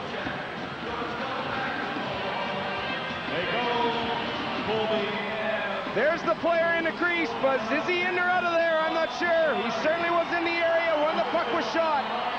Ayr coming into the zone. Let's have a good look at it because it is controversial here. If in fact there is a player in the crease, let's get the trailer. There's the shot. The puck goes in. I think he's out of there before that puck actually goes in, but he eludes his man Herlovsky, of course, knocked out of the play by Peter Eckroth, and he's got no chance on the shot. Well, Mark Montanari getting the goal, but the man you were talking about was Sam Grelot, and I think Bobby vacated that crease quick as lightning to allow the shot to go in. Well, you can imagine he's well aware of that, isn't he, Tony? And he'll be delighted with the result because it's 2-2, and the Ayr Scottish Eagles really back in this with a vengeance now. The game has come alive. It has. It's a big goal. It's in the latter stages of the second period, and again, momentum must be in effect.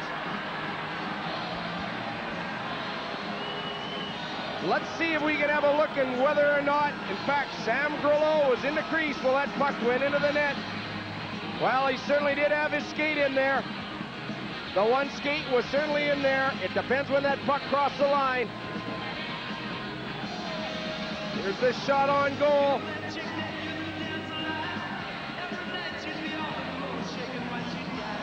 Winner that crossed the line. Samuel Grelot was in the crease on that goal. He certainly was. It came back off the back netting before he vacated the crease, so our camera there showed, but I'm afraid that Mike Rowe and his linesman don't have the benefit of the action replay. And certainly from that point of view, Sam Grelot looked in the crease where the puck went into the net. Whatever way you look at it, it's 2-all and all to play for. Well, that's just the thing, you know, in the National Hockey League, they actually take advantage of those instant replays. But of course, Jim Lynch will just certainly be happy that his team has tied this game up, Tony. Brilliant work by our camera there. Show exactly what happened, and they say the camera doesn't lie, does it? Now, Scott Young on the break. The Air Scottish Eagles boosted by their fans, but he went in ahead of the puck. Officials let it go to let Cardiff gain possession. Good decision there as Cooper sends his man away on the right. This time it's Doug McEwen. Steps inside. Scott Young will get the break. They need a line change. Those legs look dead. Not the lively Scott Young we normally see charging forward. And he will go to the bench as McEwen breaks for Cardiff. Ian Cooper's to his right. Suspiciously like offside there, but it's dumped into the corner. And now Ayr are getting their rhythm back. In possession, Montanari, who scored that goal.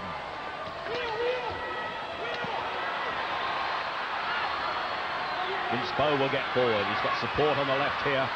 And Dennis Purdy. Purdy with the shot. Takes a deflection away into the corner. This is Frank Evans for Cardiff. McCarthy in possession, number 5. Steve Thornton's away to his left. The puck will go around the boards. Thornton will chase it. Good work by Dobson to stop it dead. Middlestat knocks it round this way, and now the break's on here for Montanari. Good interception by Frank Evans in the neutral zone.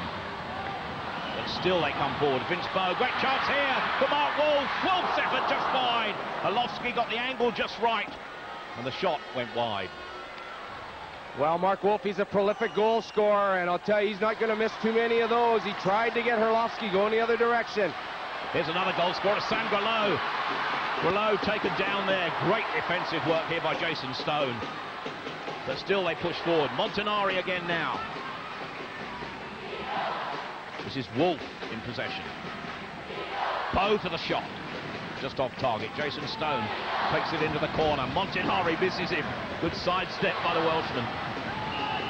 And eventually killed Stone dead by Frank Evans. Well, of all the quick lines of the Ayr Scottish Eagles, this line of Montanari, Mark Wolf, and Sam Grelot, they're the ones that are the quick ones.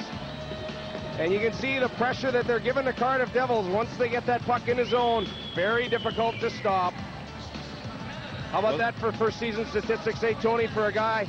Look at the amount of time he's spent in the penalty box, though, Bob. 188 minutes. More than 3 games sideline.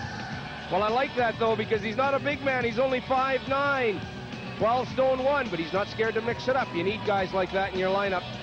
Feisty. Looks bigger than 5'9" out there, but those skates make a difference, don't they? They had a couple inches. I suppose anybody looks big alongside Sam Grelot.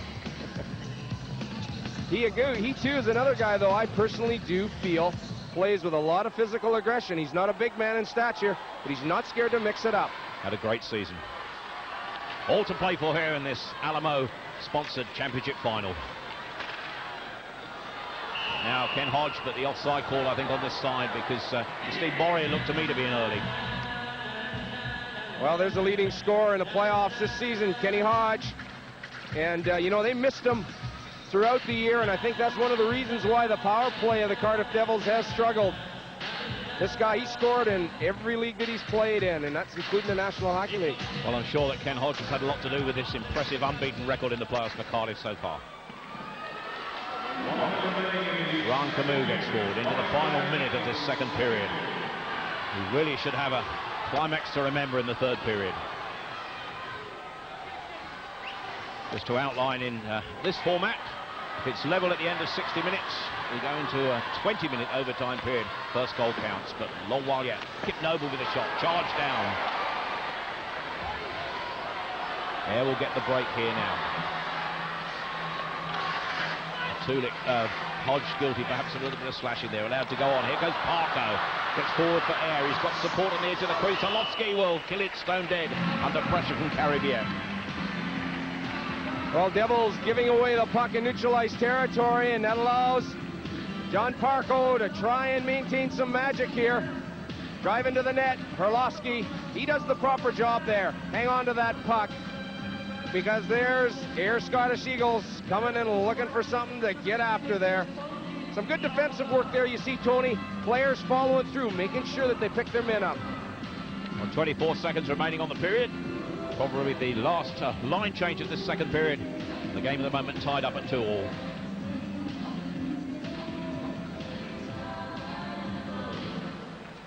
Draw again won by Cardiff. This is Shannon Hope. Hope knocks it up the ice. That's surely a two-line pass, but they let it go. Thornton will go for the slap shot. Good save there by Rob Dobson. Into the final 10 seconds of the period. Knocked into the corner.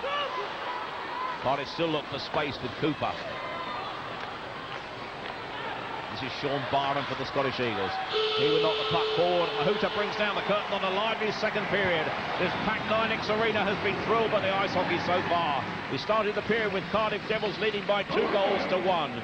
But the goal from Mark Montanari on assist from Jamie Steer and Ryan Camus have put the Ayr Scottish Eagles well and truly back in the game. It may have been disputed for a man in the crease, but at the end of the second period, it's Ayr Scottish Eagles 2, Cardiff Devils 2.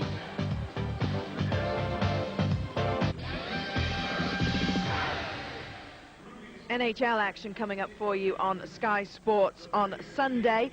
4:30 on Sky Sports 1. Colorado taking on New Jersey. Colorado already qualified for the playoffs. Should be a great game there. Right now we're experiencing another great game of ice hockey here. It's the playoff final. The Ayr Scottish Eagles taking on the Cardiff Devils. And the second period, it was really going Cardiff's way in terms of play, but Ayr got that goal back to make it 2-2. Shots on goal fairly even. Ayr with just tipping the advantage slightly there. We really have got a tight game on our hands here at the 9X Arena. And Paul Heavey, the coach of the Cardiff Devils, what will he be saying to his players during the break here? Well, he's talking to Nick Rothwell. Paul, normally your second's your best period. Are you a bit disappointed with that performance? Obviously disappointed to lose the goal there. I mean, yeah, we're coming at us hard. We had the long change there, so we're just trying to play a good, solid defensive period, which I thought we'd done. We actually created quite a lot of chances in the second period, and disappointed to give up that goal late in the period. 2-2 going into the third, though. Are you happy with that position? I would prefer it to be 2-1, obviously, but you know, we've got everything to play for. It's a nice tight game, and it's hopefully we can get through the next period. I guess it's down to who wants it now. You know, they've been coming hard the second period. You know, we've got a shorter change now. We just have to go really short shifts, keep everybody fresh, and hopefully take our chances. How do you defend against these air forwards that are so quick? I think we've been doing pretty well, actually. I mean, they've been coming hard. The forwards are trying to hold up the D, hold up the forecheckers, you know, and we're getting back and just getting the puck out of our zone. We're actually creating a lot of chances, but, you know, this period we're just going to have to work hard, very, very hard. Obviously, they've got a few more bodies on their bench, so our guys are going to have to dig as deep as they've ever dug before. You know, just play smart hockey, smart D, and I think we are creating chances. If we can do that, then, you know, we might just get it. Good luck, Paul. Cheers, thank you. Paul Heavey, the coach of the Cardiff Devils. Mike, quite disappointed there that they let that goal come back for Ayr, and quite rightly so, because the play was really going their way, wasn't it?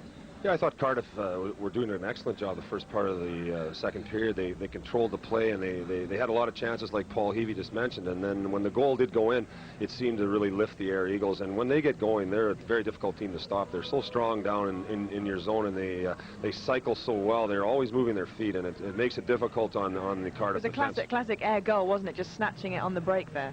Yeah, well, Ayr do a lot of good things. They move the puck very well, and they move off the puck. When one player carries the puck, the others are all jumping to holes, and that's how they created that goal. Well, we've said all along all season how important the netminders are. Derek Holofsky having a great game here, and we've got a couple of examples, Dale, of the kind of netminding that he's been keeping here. Great save here. Oh yeah, that's Byram coming across the blue line, takes a hard slapper.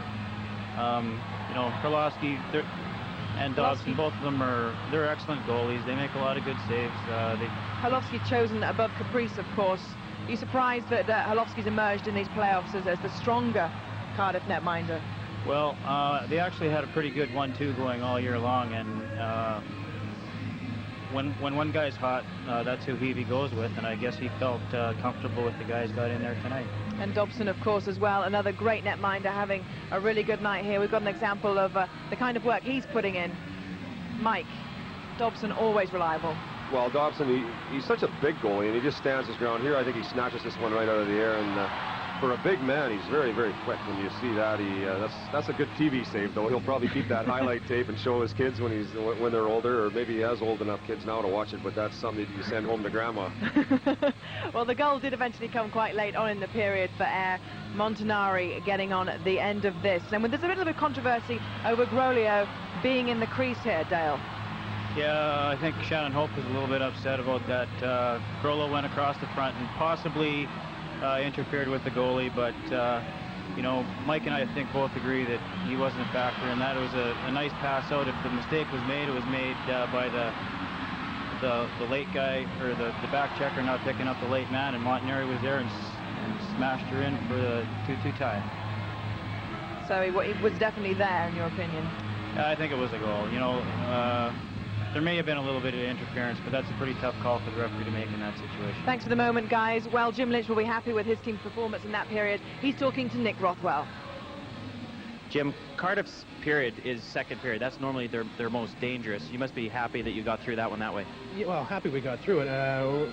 We sort of stood around like targets there for the, you know, Cardiff got a lot of momentum in the tail end of the first period, and they had it for a few spells there in the second, but our whole game is skating, and we were for a while they were standing like trees on the ice, and it was easy, you know, easy targets for them. Eventually, we got our work rate up, started getting the puck in behind Cardiff's defensemen, hitting them after they make the pass, and you could see our stamina, you know, their stamina was sort of draining towards the end of the period. Is there a question sometimes that you rely too heavily on Rob Dobson? No, I don't think Rob's had a lot of work tonight, to be honest with you. You know, for long spells there, I can't really think tonight of Rob having to make any over spectacular saves or anything. So we're doing okay that way. We could be a little stronger in our zone, but our whole key, our best defense is to play in their zone. Good luck in the third, Jim. Thanks, Nick. Okay. Jim Lynch there, Mike, just missing out on the grandma save, obviously. We have to show him that one. Ayr Scottish Eagles have got a lot to do, but they've got the advantage going into the third period. Jim must be quite pleased that they got that goal there. Well, I think that he hit the nail on the head there. They started to test Cardiff's stamina a little bit. I think they started to get the play going in their zone, and the Cardiff players were starting to look a little fatigued. I watched them going to the bench, and their tongues are hanging out a little bit. Maybe they don't have as strong a depth. Psychologically, a great time to score, isn't it? Yes, it was a huge goal for them, and now I think they go into the third with a little bit more jump in their legs. Thanks very much for the moment, Mike. Well, there was some ice hockey played earlier this afternoon here, because it was the third and fourth place playoff final. Who's going to get third place? The Sheffield Steelers got it 5-2, the victory. Mike Ware with the fifth goal there for the Steelers over the Manchester Storm. And here we see Rob Wilson, the captain of the Sheffield Steelers, picking up the trophy for that third place. Well, it's been a great second period here at the 9X Arena. The third period, everything to play for these teams. The atmosphere has been absolutely electric. Of course, the Ayr Scottish Eagles got right back into the game in that period.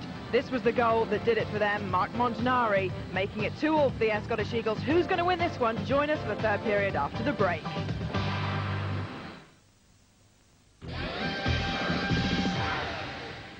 Well, it's off to Wembley tomorrow for football's first major cup final of the season. Chelsea against Middlesbrough, of course, the two met last year in the FA Cup. Will Middlesbrough get revenge? The Coca-Cola Cup final tomorrow afternoon, 2 o'clock on Sky Sports 2. Right now, though, we're at the 9X Arena. It's the playoff final. We've had 2 periods of action between the Ayr Scottish Eagles and the Cardiff Devils. And it's been a really tight game, 2 apiece at the moment. The atmosphere is great, and if there's a party, Nick Rothwell always seems to find it. I wonder where he is now. There's going to be a party, no doubt, nearby. Yeah, Gabby, I'm down here in the corporate hospitality suite with Ian Taylor, the chief executive of the Super League. Ian, how are things going so far? Great, Nick. Thanks for having a super day. Fantastic evening, fantastic match, and everyone seems to be having a good time of it. You have a lot of different corporate hospitality suites around the arena as well. We certainly do, and I think my job is to get between them all and taste the beverages in each and compare, and we're having a fantastic time, and everybody seems to be enjoying themselves. 2-2, is overtime looming? In my book, but then I'm not the expert, am I? Thanks a lot, Ian. Cheers, have a good Down here in this corporate hospitality suite, there's a lot of people enjoying the intermission with me. Steve-O from Sky Sports Rugby League. How are you, Steve? Oh, great, great. I'll be a lot better when Cardiff win, though. You're a Cardiff fan, then? Oh, my word. 2-2, but we'll win. Don't worry. We'll get there. Do you ever wish you could have played ice hockey? No, but the reason why I love it is because when you look at the guys, they look just like me. I mean, you know, it's great. It's wonderful. It's fast. It's speed. And the atmosphere here at the stadium is just wonderful.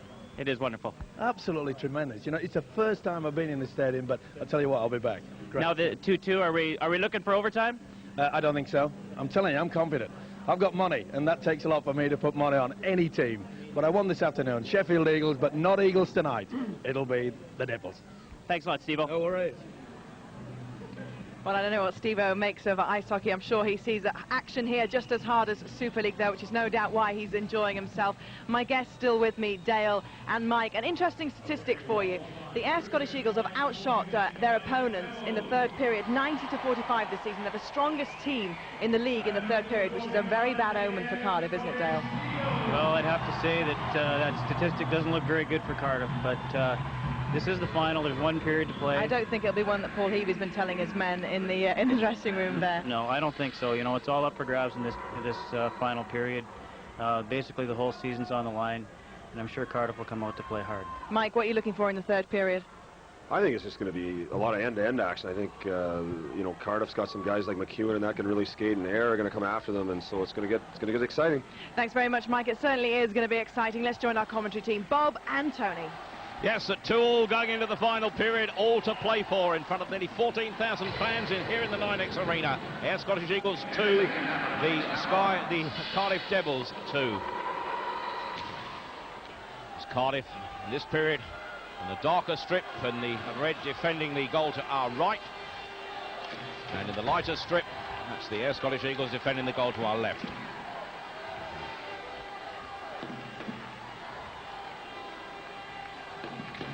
Ayr trying to create space. They could here because Purdy gets a break. But a poor pass allows McCarthy to win it back for Cardiff here now. Into the neutral zone. But certainly defensive battle is going to be important during this period. Now Cardiff get forward, but offside call because on the far side, I think it was McIntyre that was in too quickly.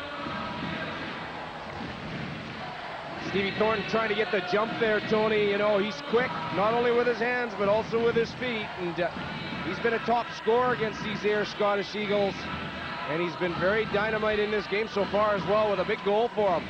Well, he may not have scored in the previous 7 against Ayr, but of course he scored tonight, and that's an important goal.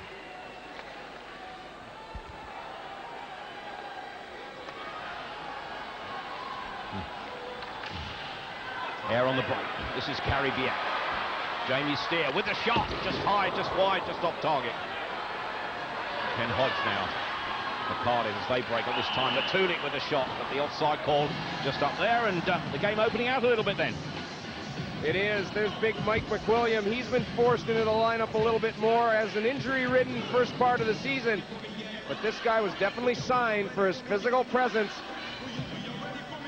There's Ayr. If you don't get on them, it allows them to get out of their zone so very well. Here's a perfect 3-on-2. Had that gone, there would have been all sorts of trouble. Face off then, just adjacent to the red line there now. Remember, this playoff will go to overtime if it stays like this. The overtime regulations are of 20-minute periods. The first goal counts, and the ice would be resurfaced immediately after the completion of 60 minutes. But there's plenty of time yet. This is Parker. Knocked into the corner. Ayr in possession around behind the Cardiff goal with Jamie Steer. Kip Noble tries to win the puck back and does. This is Carribier. Biet dumps it into the corner, comes back off the plexiglass. Brent Pope is number 4 for Cardiff in possession behind his own net. This is McEwen. Taken wide, has to check back and try again. Knocks it forward. Good defensive work by Ryan Camus, who dumps Ian Cooper on the deck. Still Cardiff win it back. McEwen.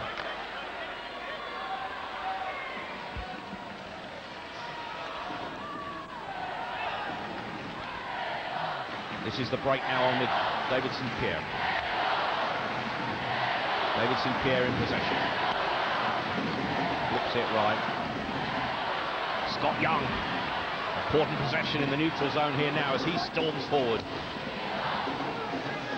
Still, Ayr aren't allowed to settle on the puck, but one has a feeling they're toughening up their game here, Bob. They are, you know, they've got those 4 lines, and that's going to probably be a very dominant factor. Cardiff are going to have to turn it up a notch, and they got to get all that they possibly can out of these players. It's not going to be easy because, as we said, Ayr comes with that 4-line strong. It's just going to be a physical-type game. Good work by Shannon Hope for Cardiff, shaking off the attentions of 2 defensemen. Now Peter Eckroth in possession, 55. This is Steve Moria. Moria will look support in this left-hand side, but hasn't got it.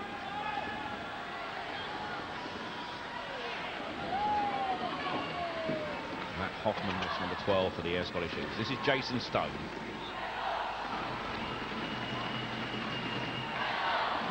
Last year, Jason Stone chosen as the British Defenceman of the Year. This year, that honour's gone to Stephen Cooper.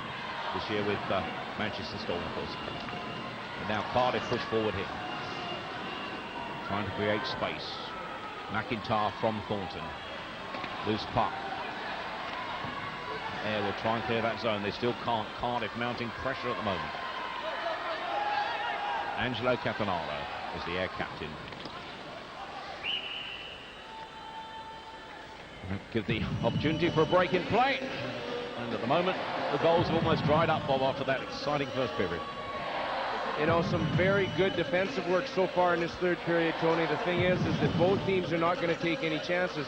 They're obviously trying to get that puck deep, but they've also got one guy playing very high all the time to make sure they've got 3 men back. Paul Heavey, he'll be cruciating that, making sure that defense comes first. Your scoring opportunities will happen. Well, Paul Heavey himself, a playoff winner with Murrayfield a few years back. 10, 11 years ago now? Yeah, it was a while ago. I actually saw a tape of that down in Cardiff, and how the game has changed since some of these guys are playing, but some of them still are around the league. Time flies. It was 1985. Back here, though, 1998. The battle is joined here and level between the Ayr Scottish Eagles and the Cardiff Devils. Success for the Cardiff Devils against Rob Dobson is no doubt get in his face, hope that you're going to get some sort of a rebound. He's very good at trying to plug that puck up. But again here, they're adding support so very, very well. You even got John Parkle back there. He's a winger. He should be out in a point, but he's making sure that he's adding support deep in the zone. Those 118 goals conceded by Rob Dobson include the 2 so far tonight. Ayr now will try and break forward. This is Alan Schuler. Knocks it goalwards. The chase is on into the corner for Jamie Steer and Carrie Viette. Watched well by Holofsky. Steer, though, wins the puck back for Ayr. This is Kit Noble, though, for Cardiff. He will get the break forward. He looks to be hooked down there. The officials let it go on. Well, he's called it in the end, and I think he called the advantage. We've got a hooking penalty here on Carrie Viette. And that will create a power play the way of Cardiff. Well, there's Kip Noble. He's deciding he wants to go coast to coast and on the offense. But Biette gets the sticks in there and hooks him down. Again, the opportunity for the Cardiff Devil power play to get a big, big goal here. As the face-off will be deep in Ayr territory. Now, that's an important aspect to it as well. It's important to try and get this draw, settle it down, and gain control of that puck and start moving it around. Ayr, of course, have the best penalty-killing record among the 8 Super League teams. But Carrie Viette, he is actually sitting upright, but this is Eckroth. Can't get the shot away. Cooper. This is Ian Cooper. Steve Moria is number 19 for Cardiff. Ayr will use disciplined defence to try and deny shooting opportunities. Shannon Hope can't get one. It's on his backhand as he's hassled into the boards. Steve Moria avoids his man. But again, great work this time by Ryan Camus. 7 for Cardiff. There is Doug McEwen. Puck cleared at the neutral zone and beyond. Ayr again showing that penalty-killing ability. Yeah, doing a great job. As we know, they play that box very effectively, and they're keeping that puck on the perimeter, which is where it is, and it's out of trouble if it's there.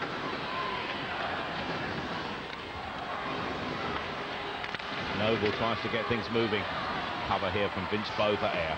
Into the neutral zone. Strikes the stick of Kip Noble, who will chase back. Orlowski will retreat back into his own goal.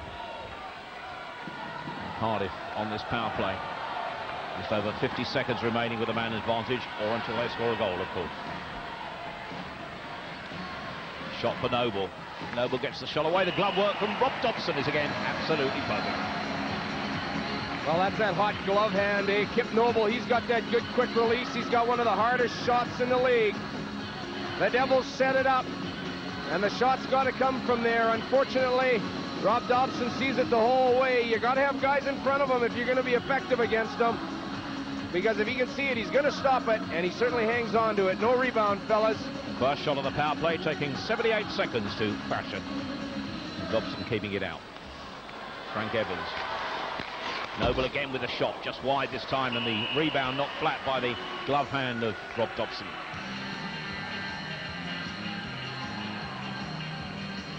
He certainly is a big goaltender. He is. Now, there's a good chance to have a good look at a cross-ice pass on the point there, and how quick Dobson moves across the net to make that save.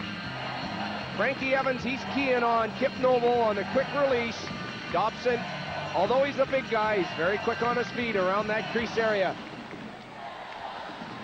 Frank Evans on the spread play. This is Noble, his fourth power play goal of the season tonight, making one of the leading power play defensemen, or successful defensemen on the power play. Well, they key on Kip Noble. He's good and flexible from the point on defense.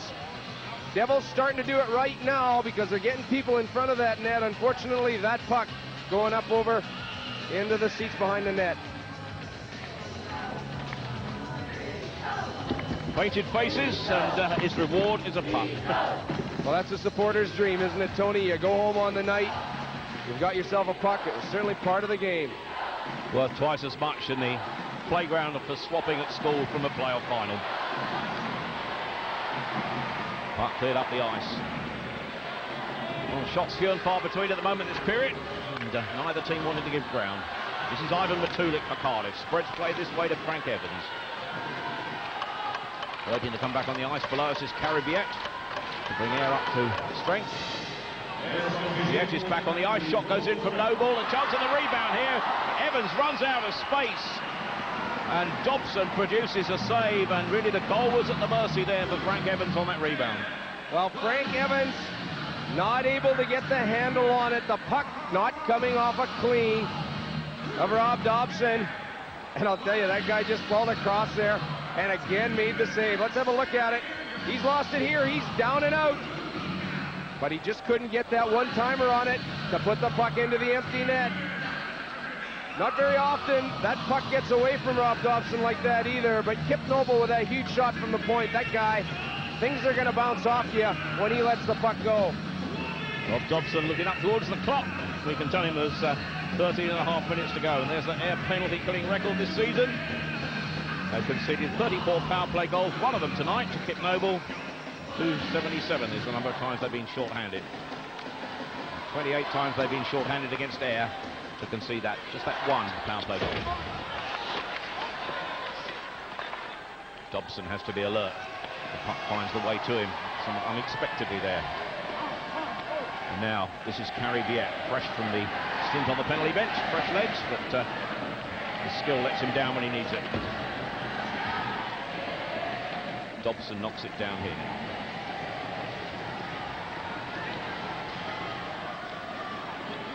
Joe Middlestat is number 44.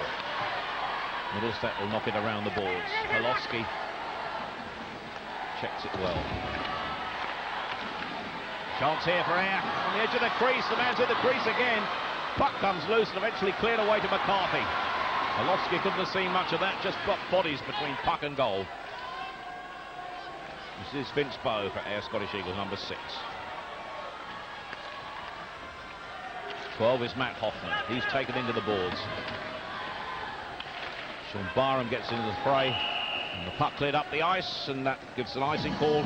And the action reverts down to the air end. But now we can join Nick Rothwell, who has Alex Dampier upstairs with him.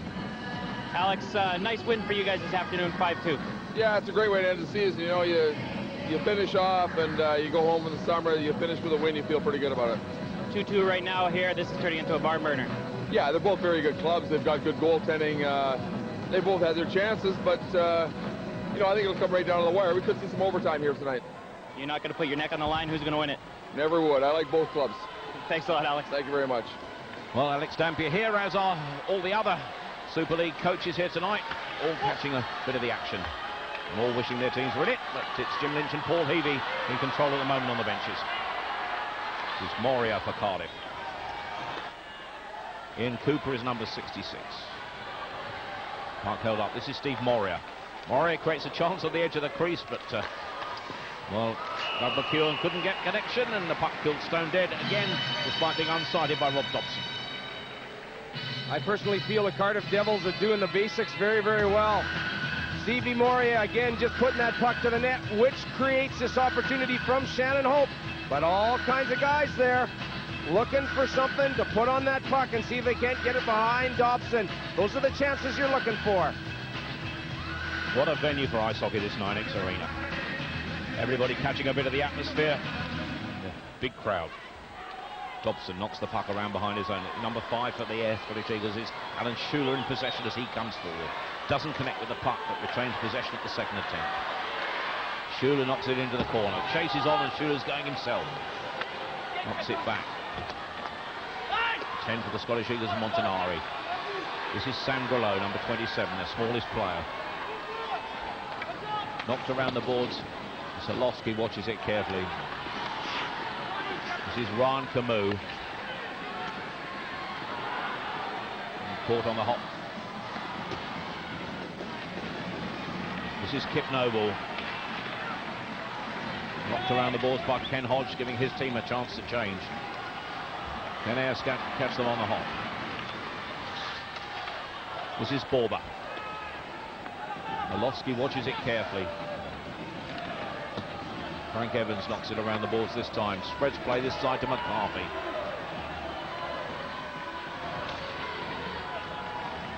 This is Joey Middlestat.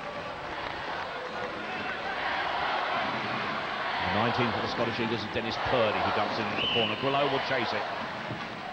Well, upstairs, not too far from us, is the Nottingham Panthers coach, Mike Blaisdell. Mike, at the moment it's deadlock. What have they got to do to break it? Well, I think both teams are, you know, they're playing with that worried feeling that if you make a mistake, it could cost you the game. So we're seeing a lot of conservative hockey right now and a lot of play in the neutral zone. Cardiff especially seem to not want to go ahead too much. They're being very shy to get anyone caught up ahead. So we're going to probably see this, you know, obviously a goal will turn it. But I don't know, there might not be another goal here till overtime. We might be here all night, guys. It'll be a time for nerves then, Mike. No kidding. This is like, you know, I've seen this every year. It's gone down close in these finals, so I don't see any reason to be different this year. Mike Blaisdell, whose side we had, of course, playing in a very, very long game into overtime last year in the semi-finals.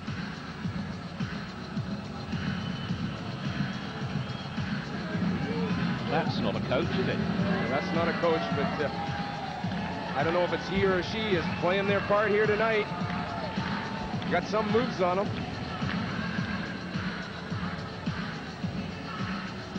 Well, on and off the ice, they're all feeling part of it here, a special occasion. This is Vince Bowe for the Scottish Eagles. Just over 10 minutes remaining. Bumped into the corner. Chance here, oh, that was a great opportunity for Dino Borba storming in, but he missed the puck completely. Oh, that was perfect in the slot area and everything. That was a real sitter for him. It just must have bobbled over his stick. He didn't quite get the shot away. Someone's made the saving grace for the Devils there. Now the Scottish Eagles move away with a purpose. David St. Pierre spreads play left. Purdy's number 19. Chopped inside here. Borba into the corner. Puck comes loose. One back by McCarthy. Not back by Borba. This is Dino Borba for Ayr. Referee Mike Rowe almost gets in the way there. Barred in there. Goaltender Holowski hardly knew where that was, but the rebound falls his way and allows Shannon Hope to get the break. This is Angelo Catanaro, the Ayr captain. Catanaro will get forward. This is Parker with the shot. Oh! Well, they look for a penalty there as Biet is brought down, but at this stage of the game, they're tending to let it go. The teams don't want penalties called until the crowd don't, Bob. No, they don't. You know, it's going to have to be something very, very serious before Mike Rowe will let that whistle go. He's going to want to let these teams play.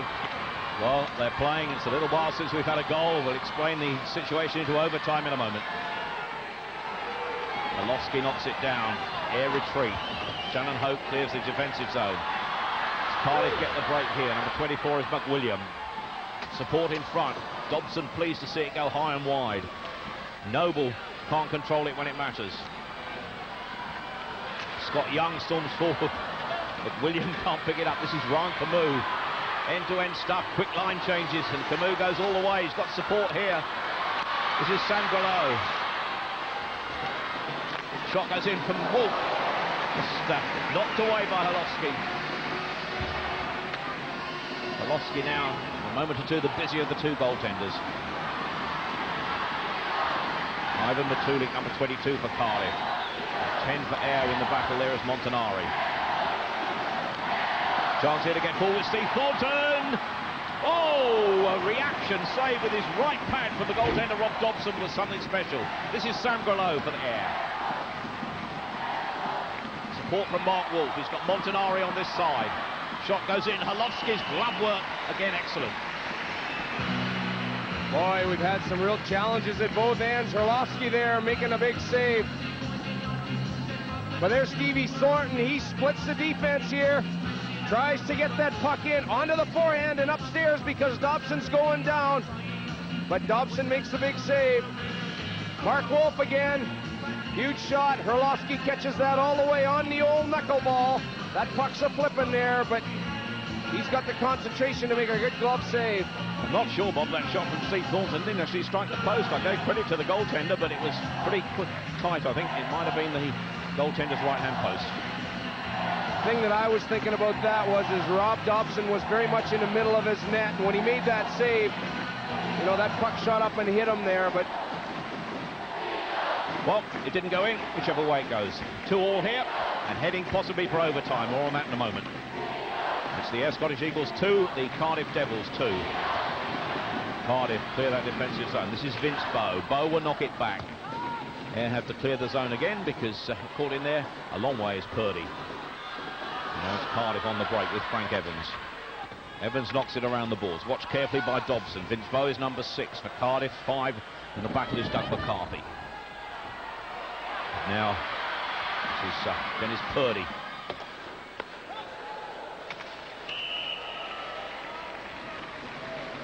Well, that'll produce a face-off there in that zone.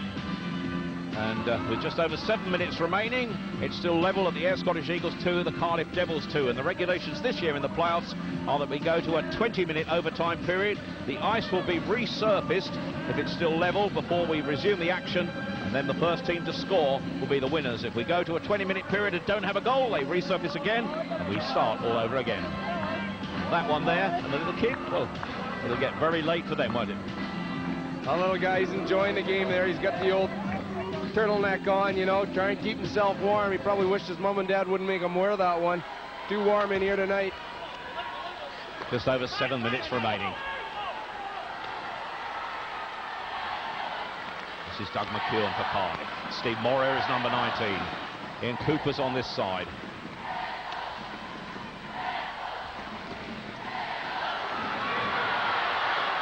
Chance here for Biet. Biet will leave it. He was over that red line. It would have been a two-line pass, but now it's Cardiff on the break with Ian Cooper. Cooper's got Moria inside him. McEwen is the trailer who collects it now. Good defensive work by Jamie Steer getting back to help out at the back. This is Scott Young, number 4 for Ayr. Backhands it around the boards. Catanara, the captain, forces it to Biet. Biet slides it forward to Parker. This Parker will hold it up around the boards. But, Jamie Steer needs a change. They aren't careful. They're going to get caught with too many men on the ice here as the shot goes goalwards from Steve Moria, and he needs to get a breather for Cardiff as well. This is tiring stuff. You know, Mike Blaisdell hit it in one as well. You know, these guys out there playing very cautiously, defensively, if you like, because no one wants to make that mistake. Get the puck in and, you know, just do the hard work. Cross for Hodge, shot here for McWilliam, brilliant save as the goal comes adrift from Dobson. We've got a man injured behind the net. Dobson dive left, all hell let loose there. Oh, what a save by Dobson, because Mike McWilliam had him down and out on a trailer play, and look at that. Hodge with a nice heads-up move. Him coming in low, getting that puck upstairs is the key, but he gets a late hit there, and I'm not sure whether he's up now. That's okay. There's Dobson again. Ideally for a goalkeeper, you want to try and make sure that you get your pads in the way, but he's doing everything that they possibly can to try and keep that puck out of the net. Good hard work there by Ivan Matulik, yeah, to create the opportunity.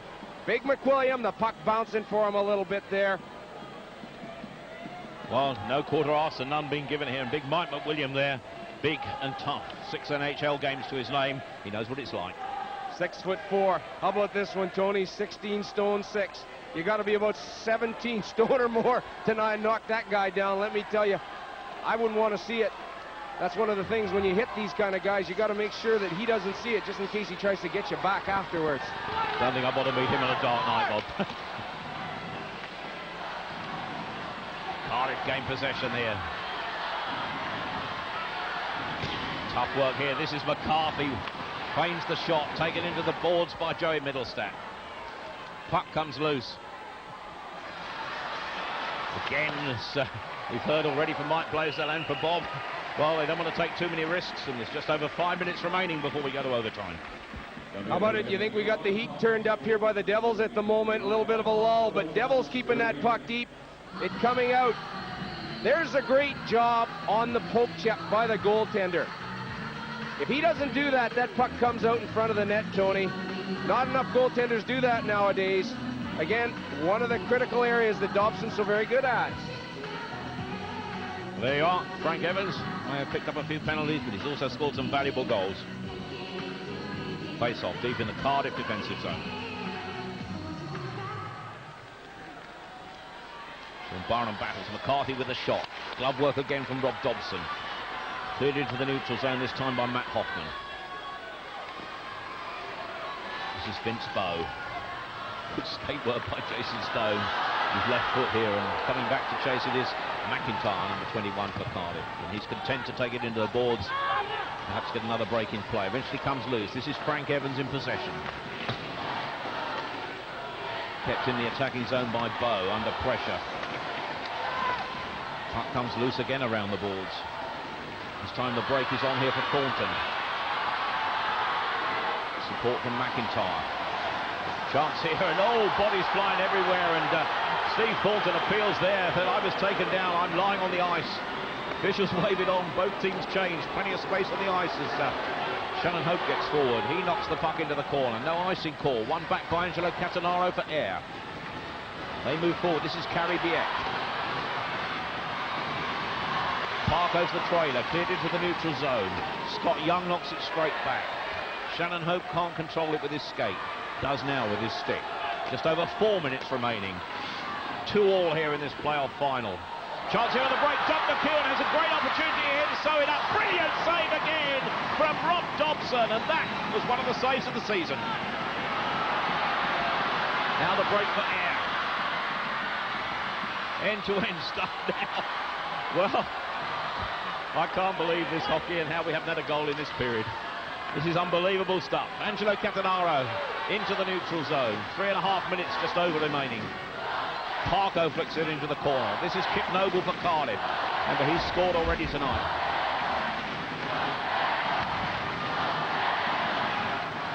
Rob Dobson on that one, exposed on his own, and somehow he just guessed right, didn't he?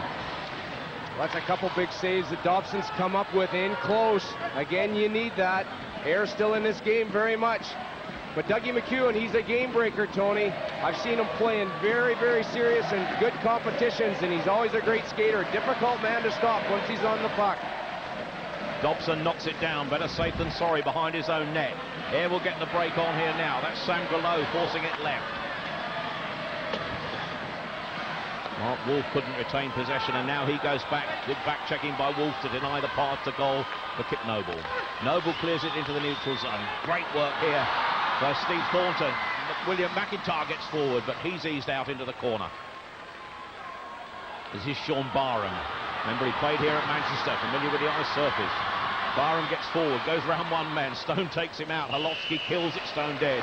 Just under 2.5 minutes remaining before we go to overtime. It's level at 2-2. Well, Dougie McEwen goes in alone on Rob Dobson here. There's the mix-up as it takes place, but this guy, I'll tell you what, look at that, makes the fake. Rob Dobson stays with that puck, Tony. He lets the shooter commit first before he commits himself. That's a great goaltender. Well, he's had a great season, and he's still pulling it off here at the end of March. You know, you have to admire these Air Scottish Eagles, you know. 3 trophies in their cabinet this season, but mentally and physically, they're still prepared, they're still focusing, and at the latter stages of the season like that. Well, Holofsky there for Cardiff hasn't played his part. He's not to be outdone, and I think we've got a penalty call here from the referee against Cardiff, which will give Ayr the power play, and this could be crucial. Well, a bit of an innocent play, I would have said, certainly straight off the face-off. But Frankie Evans is getting a roughing call from his antics in front of the net. We'll see if we can pick it up. He's trying to get his man, who's driving for the net. That's Purdy. It's the retaliation, I guess, and that's the one that gets picked up by Mike Rowe. There you look at it. I think you might just call a right hook roughing, Bob. Yeah, I took it in a chop. Sometimes you've got to show your discipline there. You cannot go ahead and make that extra shot. You want to protect your goalkeeper, but obviously the penalty doesn't want to happen. Mike Rowe, they're calling what could be a crucial penalty. Remember, it's Ayr on the power play now. That man, Paul Heavey, has to worry as Cardiff are short-handed. 2 minutes and 22 seconds remaining. And Paul Heavey, Jim Lynch there is the man in the last 2 minutes and 22 seconds with a power play. And there's Holofsky having to be equal to that.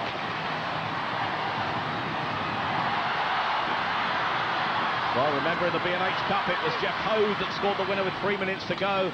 Could it be history repeating itself? Of course, Hode is dressed but not on the ice tonight.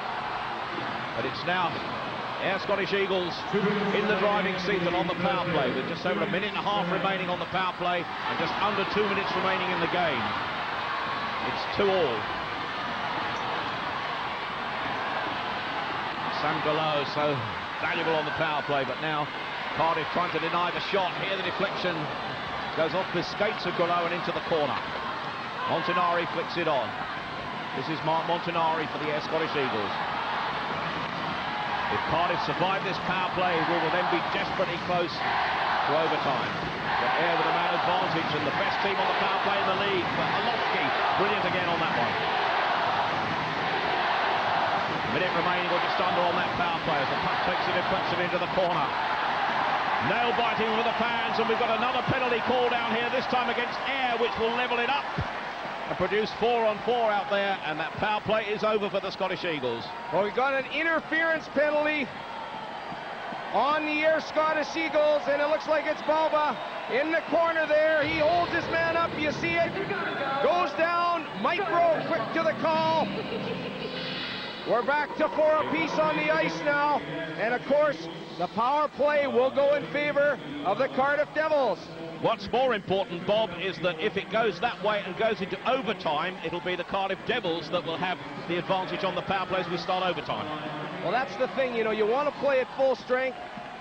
Mike Rowe doing a very, very disciplined job here, I feel, calling penalties that are obviously very, very specific.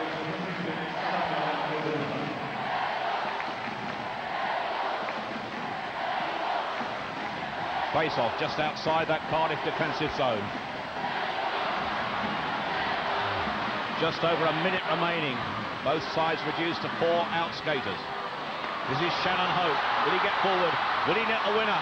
Will we get the winner here? Chance here. Dobson again is brilliant there, this time to deny Ivan Batulik.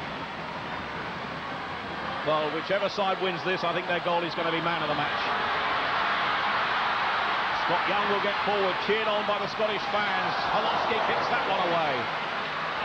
40 seconds remaining. Bow with a shot, kicked away this time again by Holofsky. Thornton takes a big hit from Vince Bow on the red line. Jamie Steele will knock it into the corner. 5.5 minutes of the game. Power play counting down there. Frank Evans will come back onto the ice. Cardiff are on the power play now. Frank Evans could get the shot away, but Dobson is equal to that. Goal! Bodies flying everywhere, sticks flying everywhere. We move into the final 10 seconds here. Could we have drama with Ryan Camus? Holofsky kills it stone dead. And we've got just 7 seconds remaining on the clock there. I'll tell you, Derek Holofsky, didn't he make some save again? That Ayr Scottish Eagles driving for the net. There's Purdy. That rebound, that puck comes loose. It's in the net. Holofsky doing a good job to get the big glove hand on it. I'll tell you, this is something for these coaches, isn't it, Tony? Because the thing about it is they're doing everything they possibly can, but they physically cannot get out on that ice. Well, an amazing game here. 6 seconds remaining as that clock counted down to the old heart second there. 53 seconds remaining on the power play, Bob, which takes it into overtime if we get there. It does. Now, you're looking at these two teams. The thing about it is they've got their top face-off men out there. Sean Byram, Kenny Hodge. This is a very crucial face-off. It's important for the Devils to try and make sure that they prevent the shot by Mark Wolf, who's on the point for the Ayr Scottish Eagles. Cardiff then, though, with that man advantage. Ayr Scottish Eagles just 4 out skaters. Puck held up here with Shannon Hope. Clock counting down, and we're down for overtime, I'm sure now. There goes the hooter to bring down the curtain, but it's only into overtime here. The teams will go off the ice will be resurfaced, and we will start all over again with a 20-minute overtime period, with the first team to score being the winners. Sam Gallo put the Ayr Scottish Eagles in front. Kip Noble and Steve Thornton made it 2-1 Cardiff. Montanari got the equaliser before the end of the second period, and now as we go into overtime, it's still 2-2.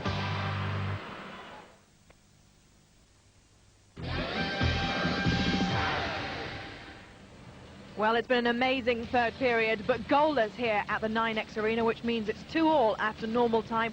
We're going to go into overtime here. The ice is being re-iced at the moment. Shots on goal there, you can see 35-34 Cardiff. It's so tight, obviously reflected by the fact that we haven't seen any goals in the third period, but boy, have we seen some great ice hockey.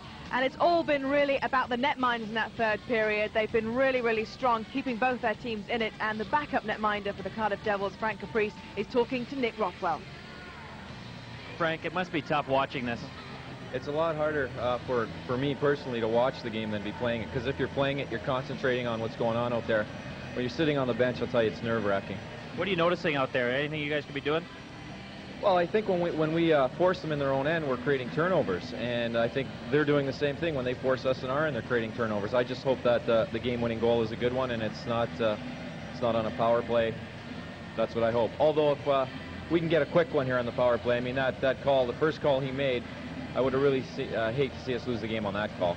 Both goaltenders are playing out of their skin tonight. Yeah, both guys have made more than enough big saves. I think it's time now for one of our guys to bury one. So, you know, going into overtime and stuff like that, what's it like in the changing room? Well, guys basically just talk about doing whatever we have to do to keep the puck out of our net. We worry about that first, and then hopefully they'll make a mistake or we'll create an opportunity in their zone, but we have to keep the puck out of our net, and that means playing well defensively. Thanks a lot, Frank. Cheers, thanks.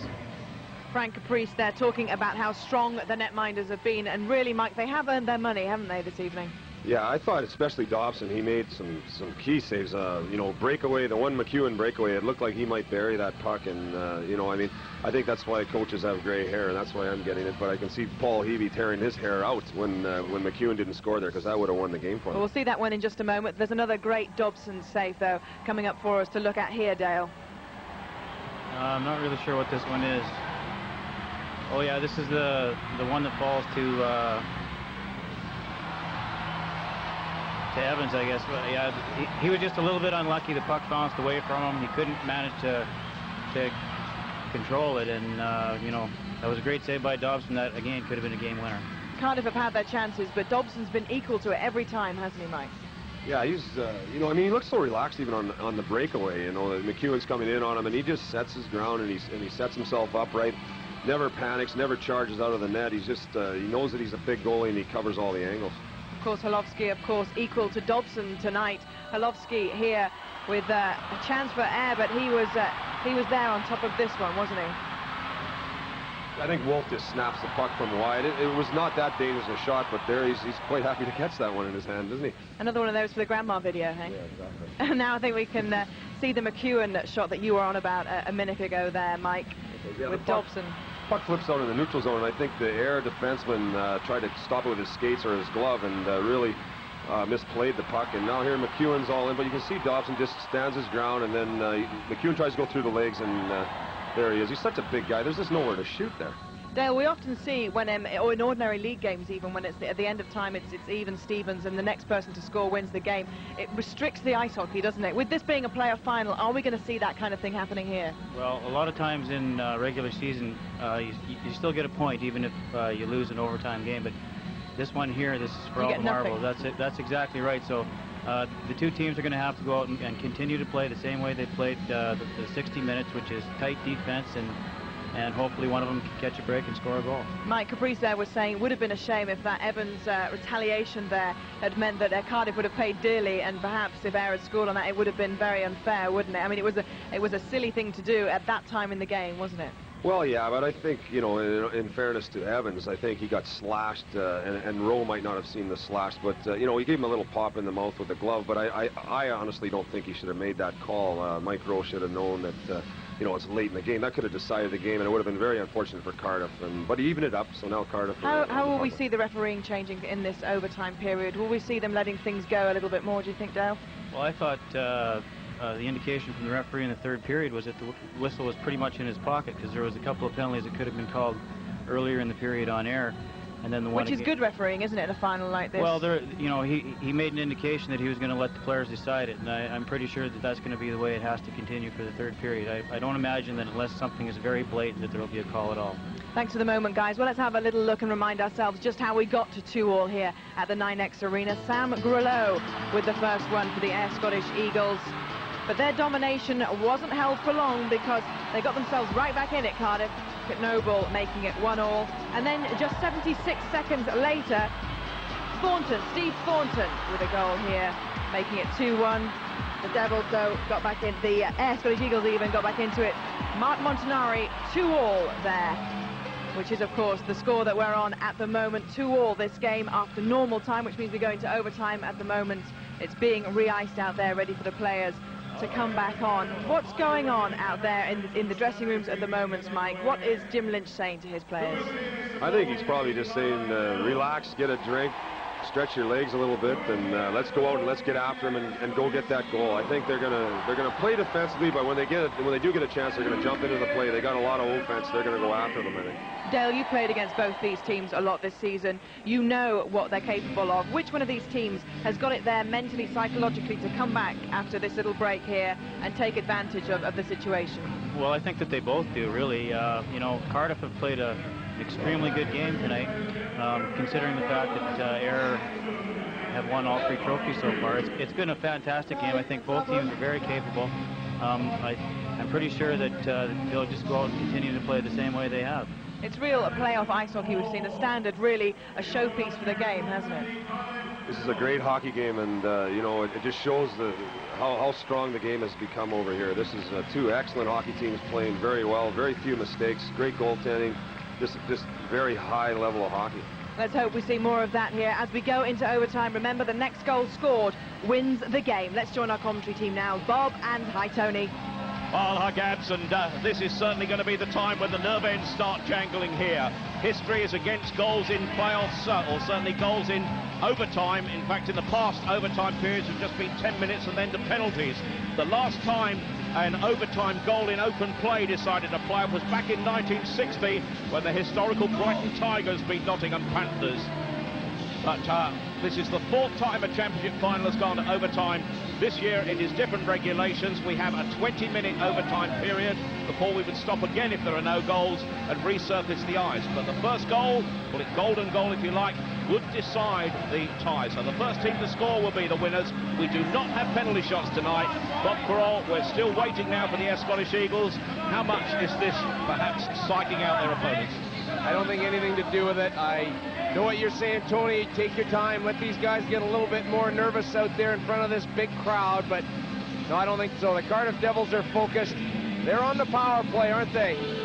And, you know, they want to try and finish this off with that man advantage, most certainly. They've got to try and work that puck down low and make sure that they do the things right, because this is the opportunity that they've got. They've got to bury it. I wonder if that power play is the only thing that's going to stop the Scottish Eagles doing this historical clean sweep. Here he comes. There we go. Well, you know, you wouldn't like to think that, you know, that's the case, and the fact that, you know, the Scottish Eagles have had such a successful season, and I think Dale Lambert reiterated that, you know, you don't want to see a penalty or whatever finish somebody off, but nonetheless, this is the opportunity for those Cardiff Devils to try. There are their fans. There's the team coming out, the Scottish Eagles. So we move into overtime. We have to have a positive result here tonight. The Cardiff Devils will start on the power play with a man advantage for 47 seconds. Jim Lynch there, we see the Scottish Eagles coach, is the man who will be cajoling his side into completing this clean sweep. It's the 1998 playoff championship final. We're just about to face off into overtime, a memorable occasion. Well, there's nothing like playoff hockey, but when you take that a step higher, there's nothing like overtime in playoff hockey, and we're talking sudden death. So the next goal wins it.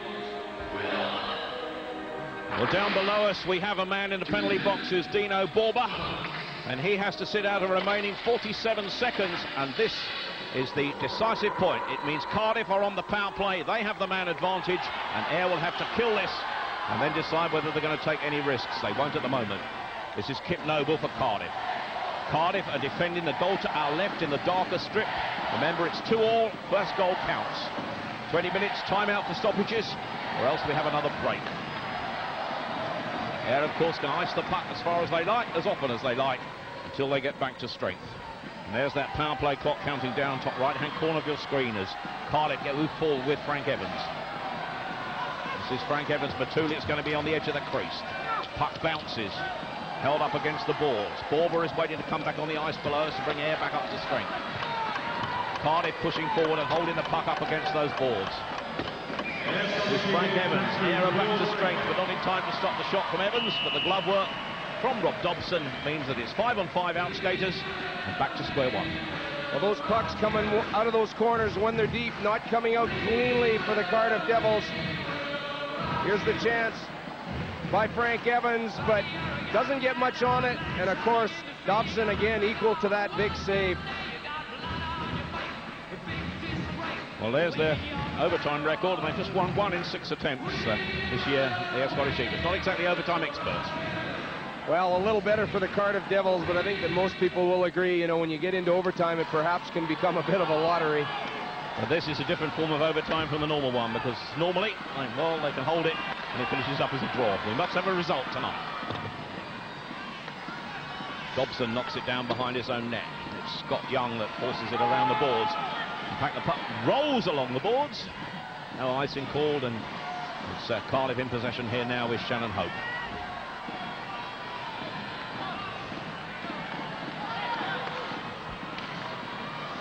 Knocked into the corner now. Peter Eckroth on the point. Scott Young knocks it down and clears it into the neutral zone. This is Mark Wolf for Ayr. Clears it into the neutral zone. It could be an icing call here. Now they wave it off. It's knocked down by the goaltender Derek Holofsky to Peter Eckroth, who will come forward. This is Ian Cooper for Cardiff.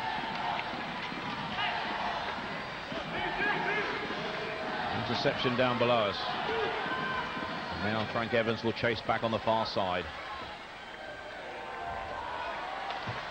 Carrie Biet.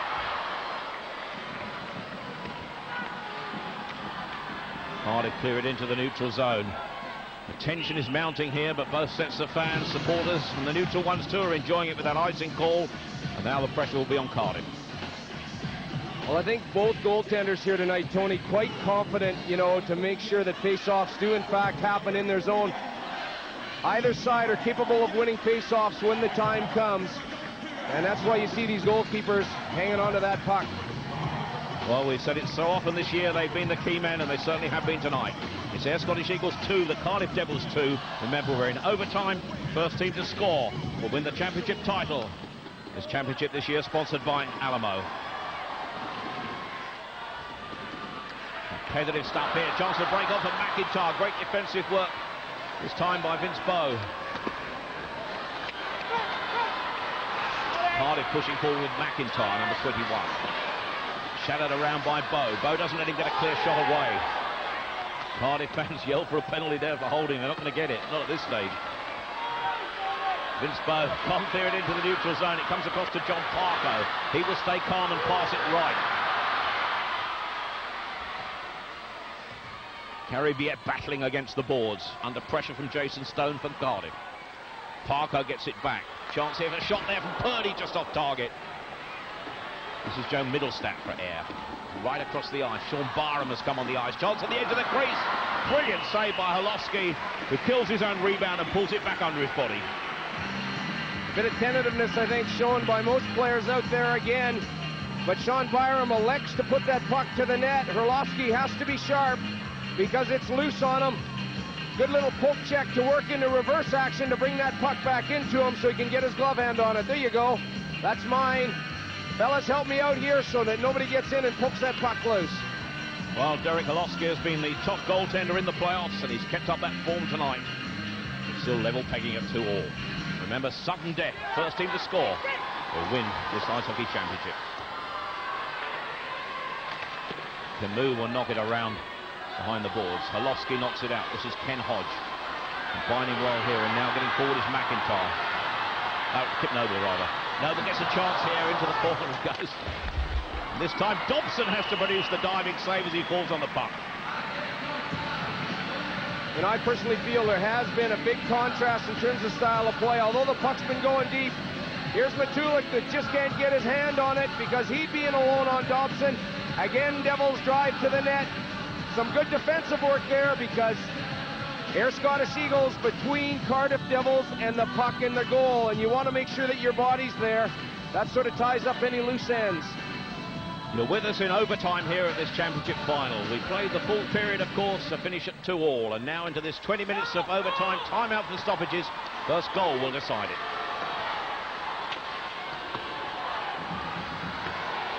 This is Brent Cope, knocks it in. Ryan Camus now comes forward for the Air Scottish Eagles. Spreads play right. Great opportunity. This is Purdy. Purdy held off into the boards. Sean Barham picks up the loose puck. Barham goes for the backhand shot. Falls again to Purdy. This is Barham. Barham feints a shot. Camus will stall forward. And again, Holowski. And the rebound cleared away by Hodge. Holowski falls on the puck, produce a face-off to his left. We've already been playing over 4 minutes in this overtime period. Both goalies still hot. Well, Dennis Purdy, since he's come back from his injury, boy, he's been a real influence for these Air Scottish Eagles. Again, Eagles trying to keep that puck deep. Big Matt Hoffman in front of the net. He's a hard guy to move. Dennis Purdy's been hot for these playoffs. Well, there's Jim Lynch and his mate, Mr. Pigala. Good team. Face-off then, deep in the Cardiff zone. Sam Gallo battles towards it. This is Shannon Hope. They're still kept in by Scott Young with the shot. Good work again by Holowski.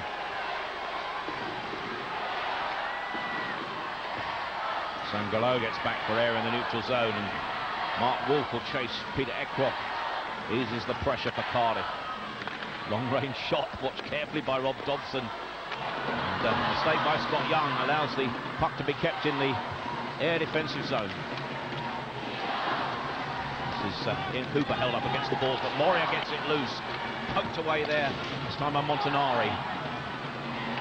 Yeah, spread the puck this way now, and the chance is on for Sam Gallo to go by his man.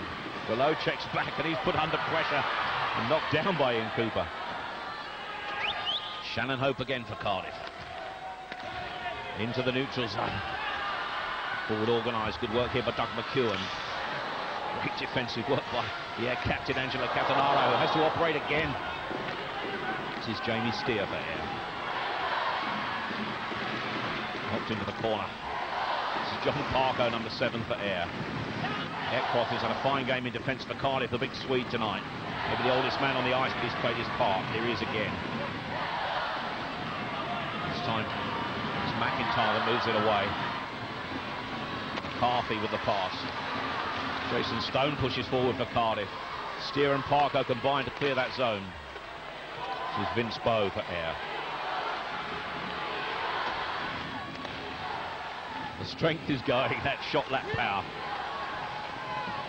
You know, they're physically drained out there, Tony, but they're starting to become mentally drained, and that's why you don't want those mistakes to be made. You try and get fresh legs as best as possible. McCarthy gets forward, charged down, whacked away by Vince Bowe into the neutral zone. Jamie Steer could get the break on for the Scottish Eagles here. This is Jamie Steer. Can he go all the way? Great defensive work by Kip Noble as Steer loses a glove.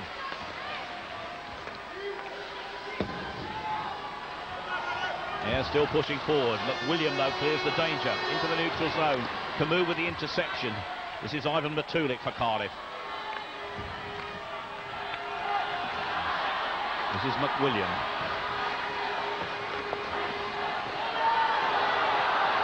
No penalty call there, despite the appeals of some of the fans.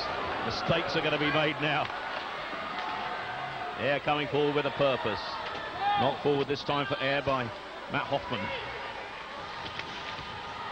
This is Brent Pope clearing the danger into the neutral zone. As you said, Bob, they don't want to make mistakes, and they're tending to whack it up the ice, and that icing call will take it back down to the Cardiff zone.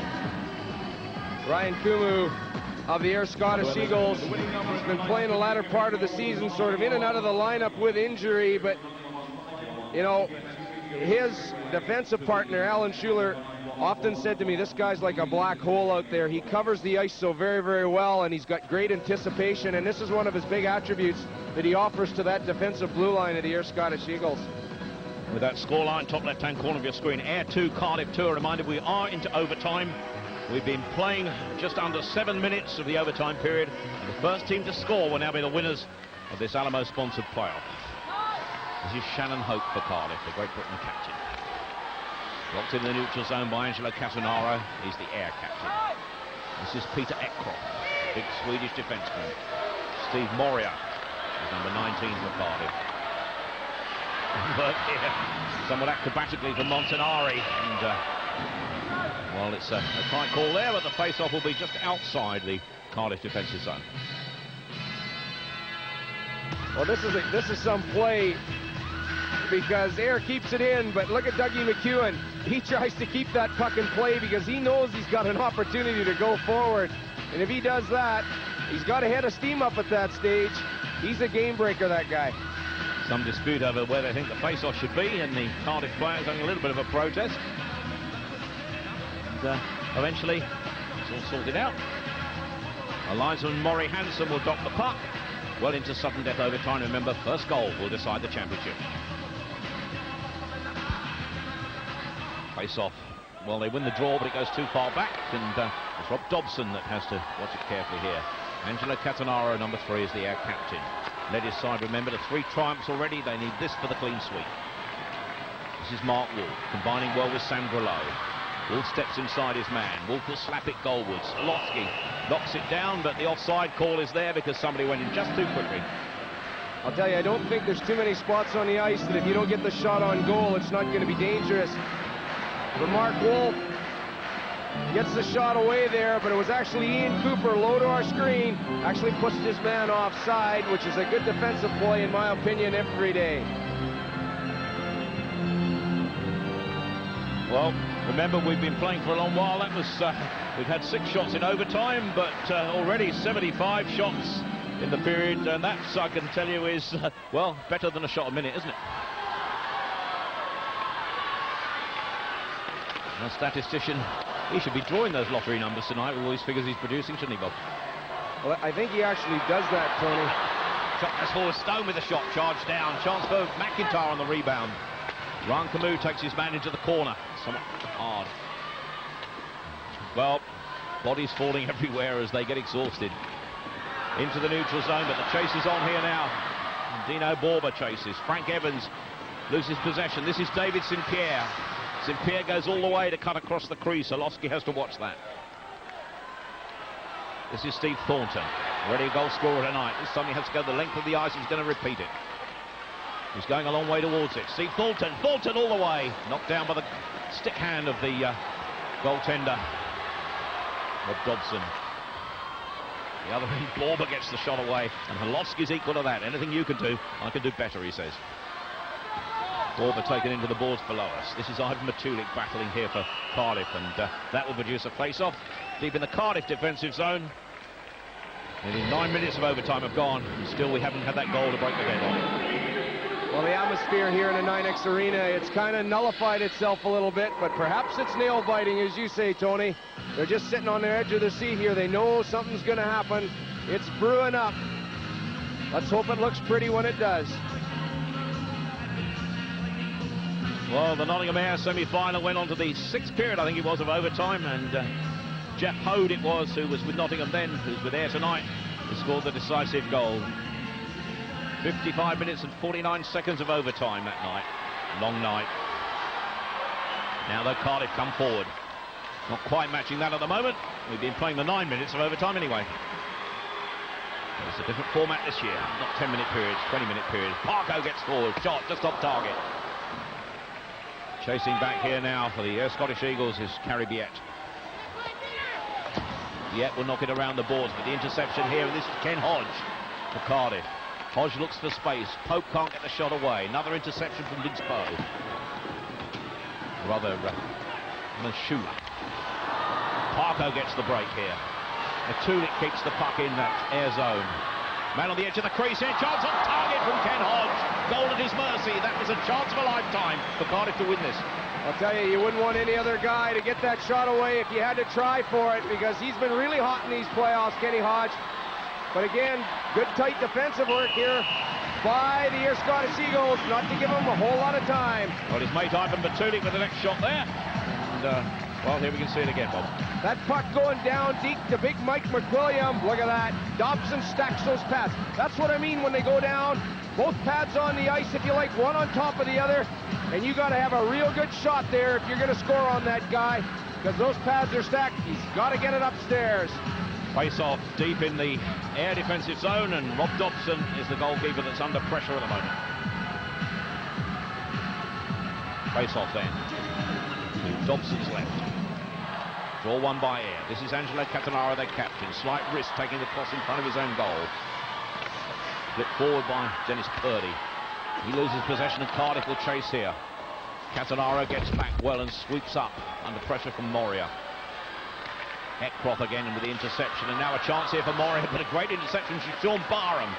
Barham knocks the puck goalwards. Holowski will have to watch this carefully, and does.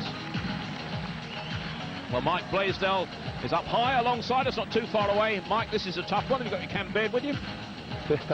No, I tell you what I've really noticed is the play by big Mike McWilliams there. He seems to have a lot more skill than I ever gave him credit for. In most games against us, he was skating around trying to beat all our players up. But tonight, he's made some great plays. He could have scored some goals already, and he could have won it there with that pass to Matulik. Let's put you on the spot, Mike. Who do you think's going to win it? The first team to score. Mike sitting on the fence. It's more comfortable on his stool. Face-off deep inside that Cardiff defensive zone. Mike Blaisdell, of course, the Nottingham Panthers coach, with us tonight. This is Dale Lambert from the Newcastle Cobras. All the Super League coaches in this arena somewhere this evening.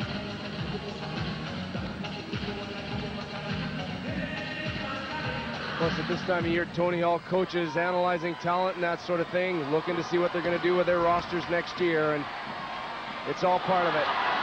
Got over Cardiff on the break, and on this side is McIntyre, held off though. And that air defence getting its confidence back perhaps. Flipped forward by Dennis Purdy. Play waved on again by the officials. This is Jason Stone getting back for the Cardiff Devils. Just a reminder once again, we're in overtime. First goal will decide it. This is Joey Middlestat for the Air Scottish Eagles. Tries to get them a break. Seems to have slowed down somewhat, hardly surprising. Shot blocked there by Evans, and eventually produce a face-off just outside the Cardiff defensive zone. I'm sure specific instruction by the Ayr coaching staff to make sure that they get that puck in the zone and look for that rebound.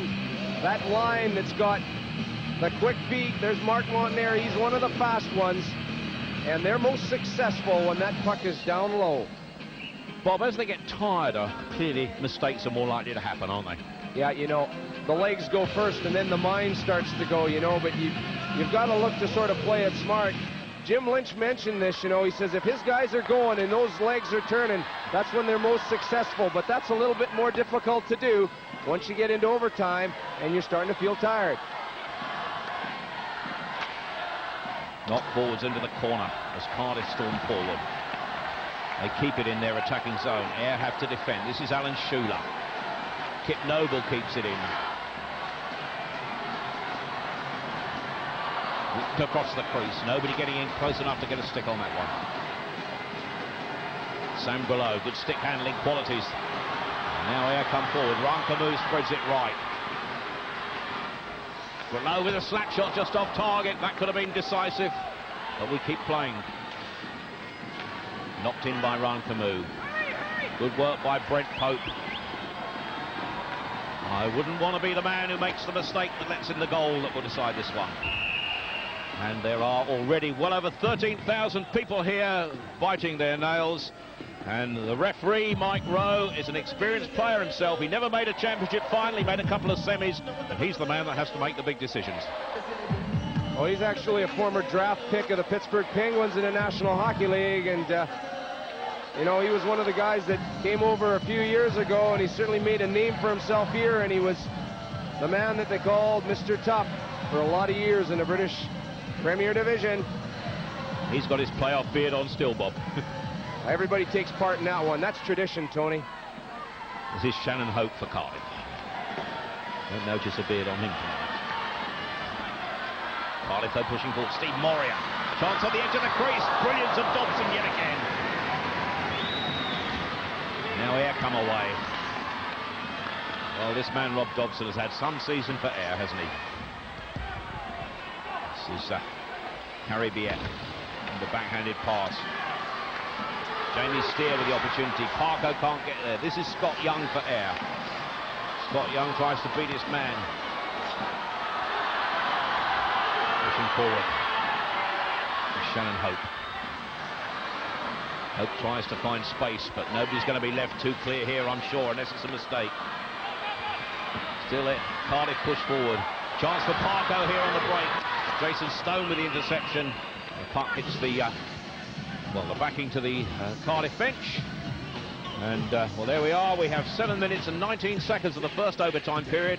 Remember, it's the first goal that decides. If we go past this 7 minutes and 19 seconds remaining on this period, we go to a second period of overtime, and we again have a break when they resurface the ice. It's a nervous time, a busy time, and a time for decisions all round. Well, one of the strengths of the Ayr Scottish Eagles is the fact that they've got that strong bench, but you can see that everybody's tired out there. Paul Heavey, he's looking for that right analogy that's maybe going to win this game for him, but it's going to be a lucky break, and hopefully, as we said, it's going to be a goal that's well-deserved, because these teams have certainly fought hard here this evening. Face off in the neutral zone. The combatants see Thornton and Sean Barham, but our linesman, Laurie Hansen, says, no, you've got to change over. You don't want to settle down, I'll try somebody different. Time for the Ayr Scottish Eagles. It's Matt Hoffman, and it's Doug McCarthy for Cardiff. Comes back to Frank Evans. Good interception there this time again by Vince Bowe. Joey Middlestep will come forward. 36 minutes have elapsed since we had our last goal. Sean Barham pushing forward. Chance here for the Ayr Scottish Eagles, but interception here from McIntyre. Last goal we saw was in the second period from Mark Montanari, which put the Ayr Scottish Eagles level. And now the break is on here for McIntyre. McCarthy on this side, strikes the pipe work. And Rob Dobson quite pleased to see that go by. Ayr will get the break. Middlestep spreads it left. Nobody in support. All his teammates are changing. Joey Middlestep again has to produce the goods behind his own net. This is Mark Montanari. He was the scorer of the last goal. Could he score the decisive one? Trainer is there. The save again from Orlovsky. This is Ken Hodge for Cardiff, picking up the loose puck. McWilliam in possession inside his own defensive zone. Flips it into the neutral zone. Good skating by Matulik. Good interception down below us here for Mark Wolf. This is Brent Pope for Cardiff. Spreads play to his right. McWilliam decisive to move it into the neutral zone. Ryan Camus will knock it forward. This is Kip Noble. The only power play goal of the night came off the end of his stick. Puck is knocked up the ice now, and Alan Schuler gains possession now for the Scottish Eagles. Goes by one, goes by two. Will Alan Schuler go all the way into the corner? This is Jamie Steer, taken into the boards by Brent Pope. Support for Cardiff from McEwen. John Parko tries to fish the puck loose, but with 5.5 minutes or just over remaining in the first period of overtime, it's looking distinctly possible that we could go into a second period of 20 minutes. In the past, they've decided playoffs after a 10-minute overtime period in penalty shots. We're not on that tonight. Certainly not. There's the puck deep in the corner, though, but it's all set in this place. There's nothing like meeting an ice hockey player. One or two people leaving below us. Must have late trains to catch, but it's on a knife edge here. Yeah, Scottish Eagles 2, Cardiff Devils 2. Remember, we played the 60 minutes, and we're now into sudden death overtime. This is Peter Eckroth. Cardiff spreads play right to Ian Cooper. Cooper chasing his 8th championship medal, which would be a record for British ice hockey for an individual. This is Ian Cooper. Bob Dobson again whacks that away with his stick, and Ian Cooper, well, as he takes a tumble, referee Mike Rowe blows his whistle. Safety first, net comes adrift anyway. Well, no matter how long the game goes on and at what stage it's at, Ian Cooper still plays it the same way, and he keeps driving to that net. Well, the teams are going to have to change more and more frequently because tiredness is setting in, as Bob said, mentally and physically at the moment. It's a tough battle out there. It is, and sometimes the most difficult thing is you know, you strategically have got to pick your change times, don't you? Because, I mean, you can't change while you're in your own zone. So most importantly, if you get that chance, you feel you're tired, you can't get back up the ice again, you better get off, let the fresh legs come on. This is Sean Barham on the break. Knocks it into the corner. The chase is on the far side for Dennis Purdy. Good work for Cardiff from Evans tries to clear it into the neutral zone. Eventually it is on his behalf, and now we've got a 2-on-1. McIntyre's got support on this side from Fulton, but sometimes, well, it doesn't come your way. Perhaps there should have been the pass. The shot was off target. This is McCarthy for Cardiff, winning the puck back under pressure. McCarthy will try to go all the way. There close the way to goal, and in the end it catches up in the side netting. Just over 4.5 minutes remain of this first period of overtime. Doug McCarthy there. He's worked hard tonight, Doug McCarthy, Bob. He has, you know, that's a big aspect of Dougie's game. And there you mentioned the name Milton Keynes Kings. Well, he came over to the Cardiff Devils from the Milton Keynes Kings, and I mean, you know, he was a guy everybody admired over there because he was the hard worker. Well, he's played in Italy as well, of course, among others. Yeah, from Edmonton originally, doesn't he, I think? Oh, Edmonton, Alberta, University of Alberta, Golden Bears. Kip Noble getting forward now into the side netting. The Cardiff fans almost thought they got a winner there as the net bulged, but it was from the outside in.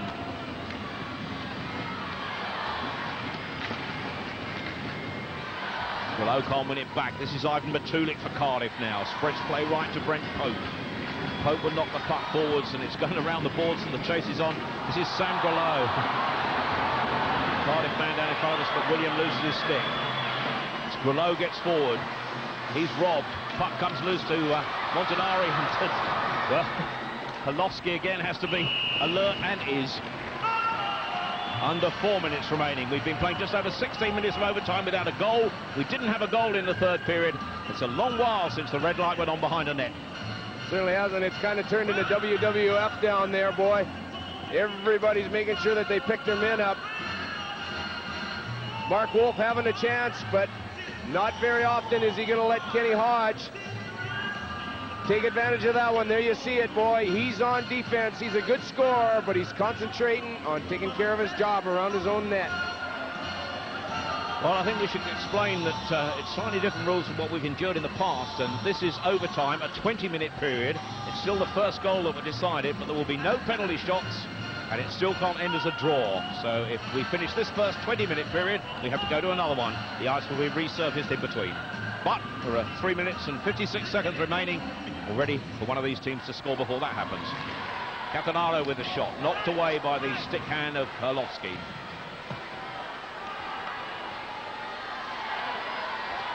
This is Moria with a shot, long range, Dobson.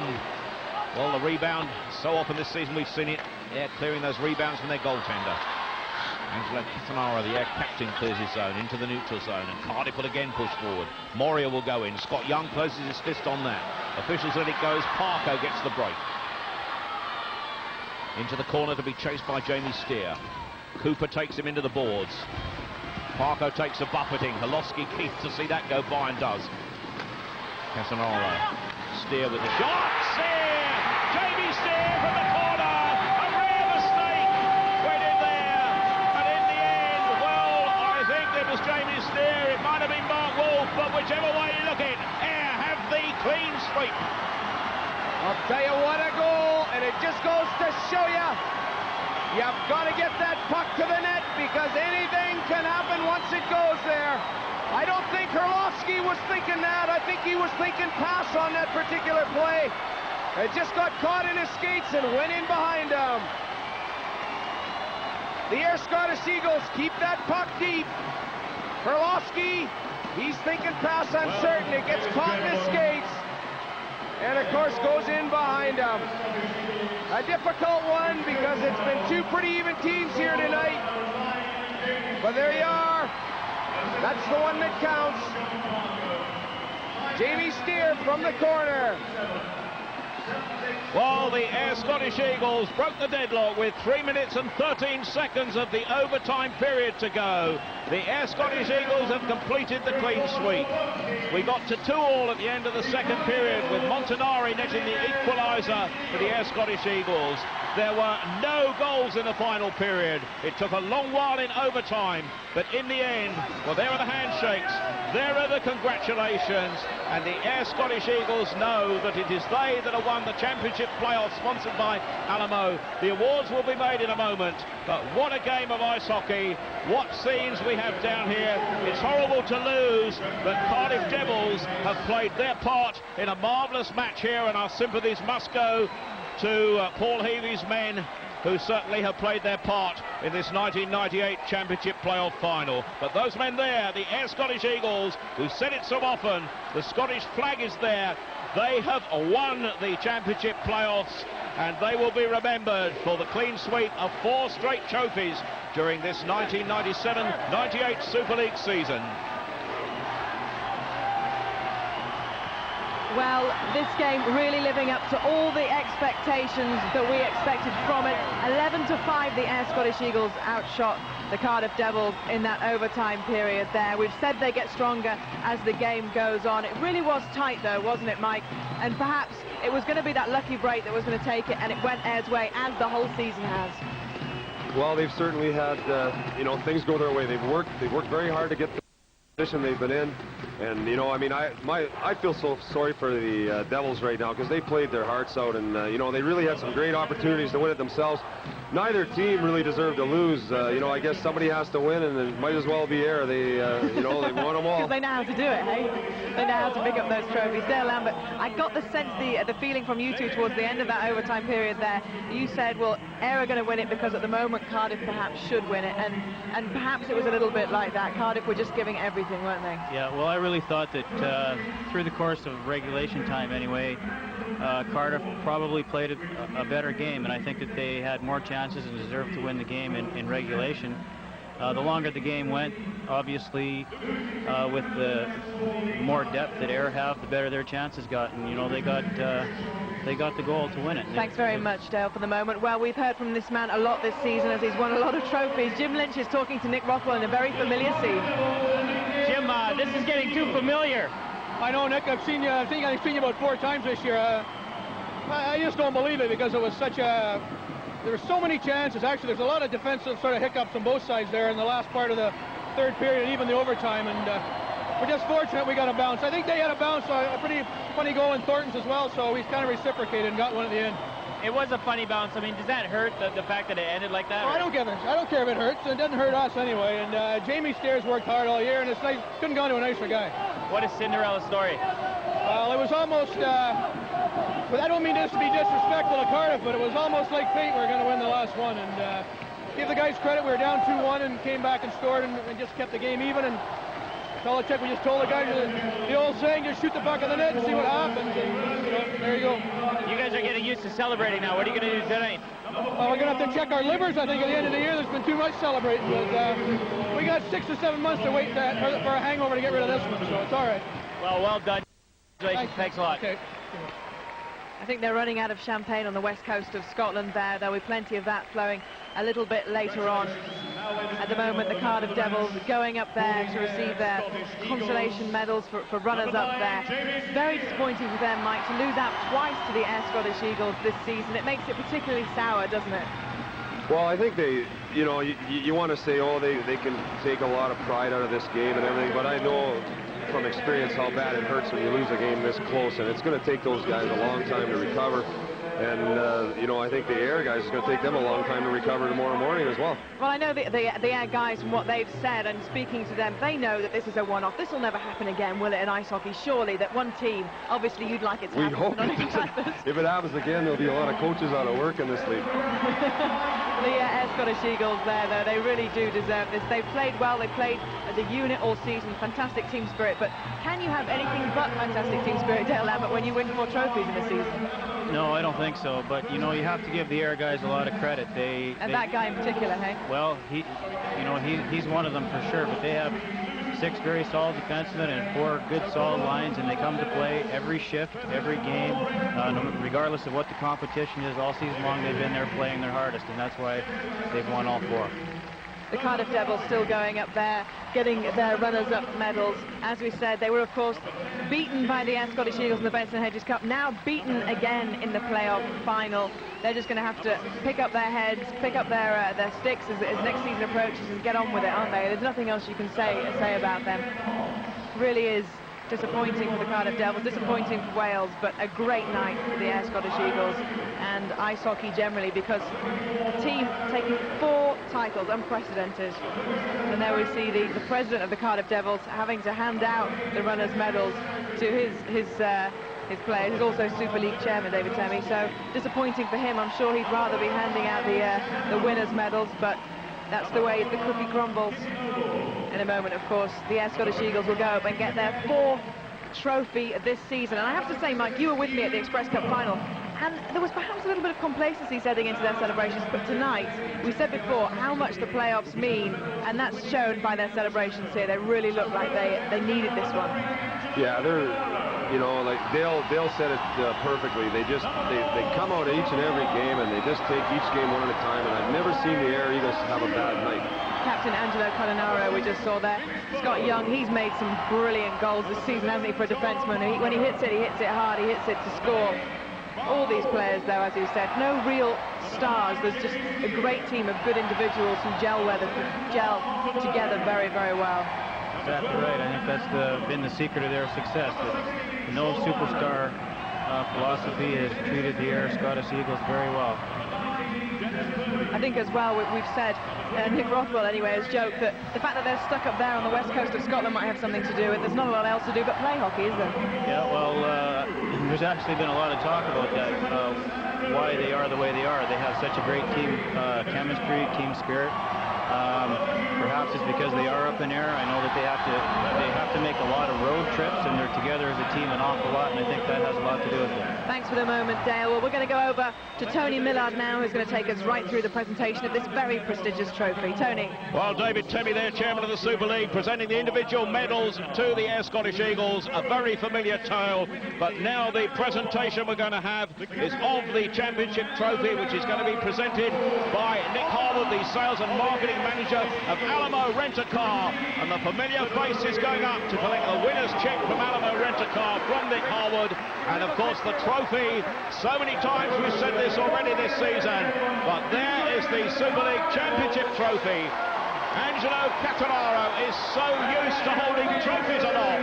He's done it now for the 4th time this season. His fans are acknowledging it. His team is acknowledging it. And Angelo Catalaro has collected his 4th trophy of the season.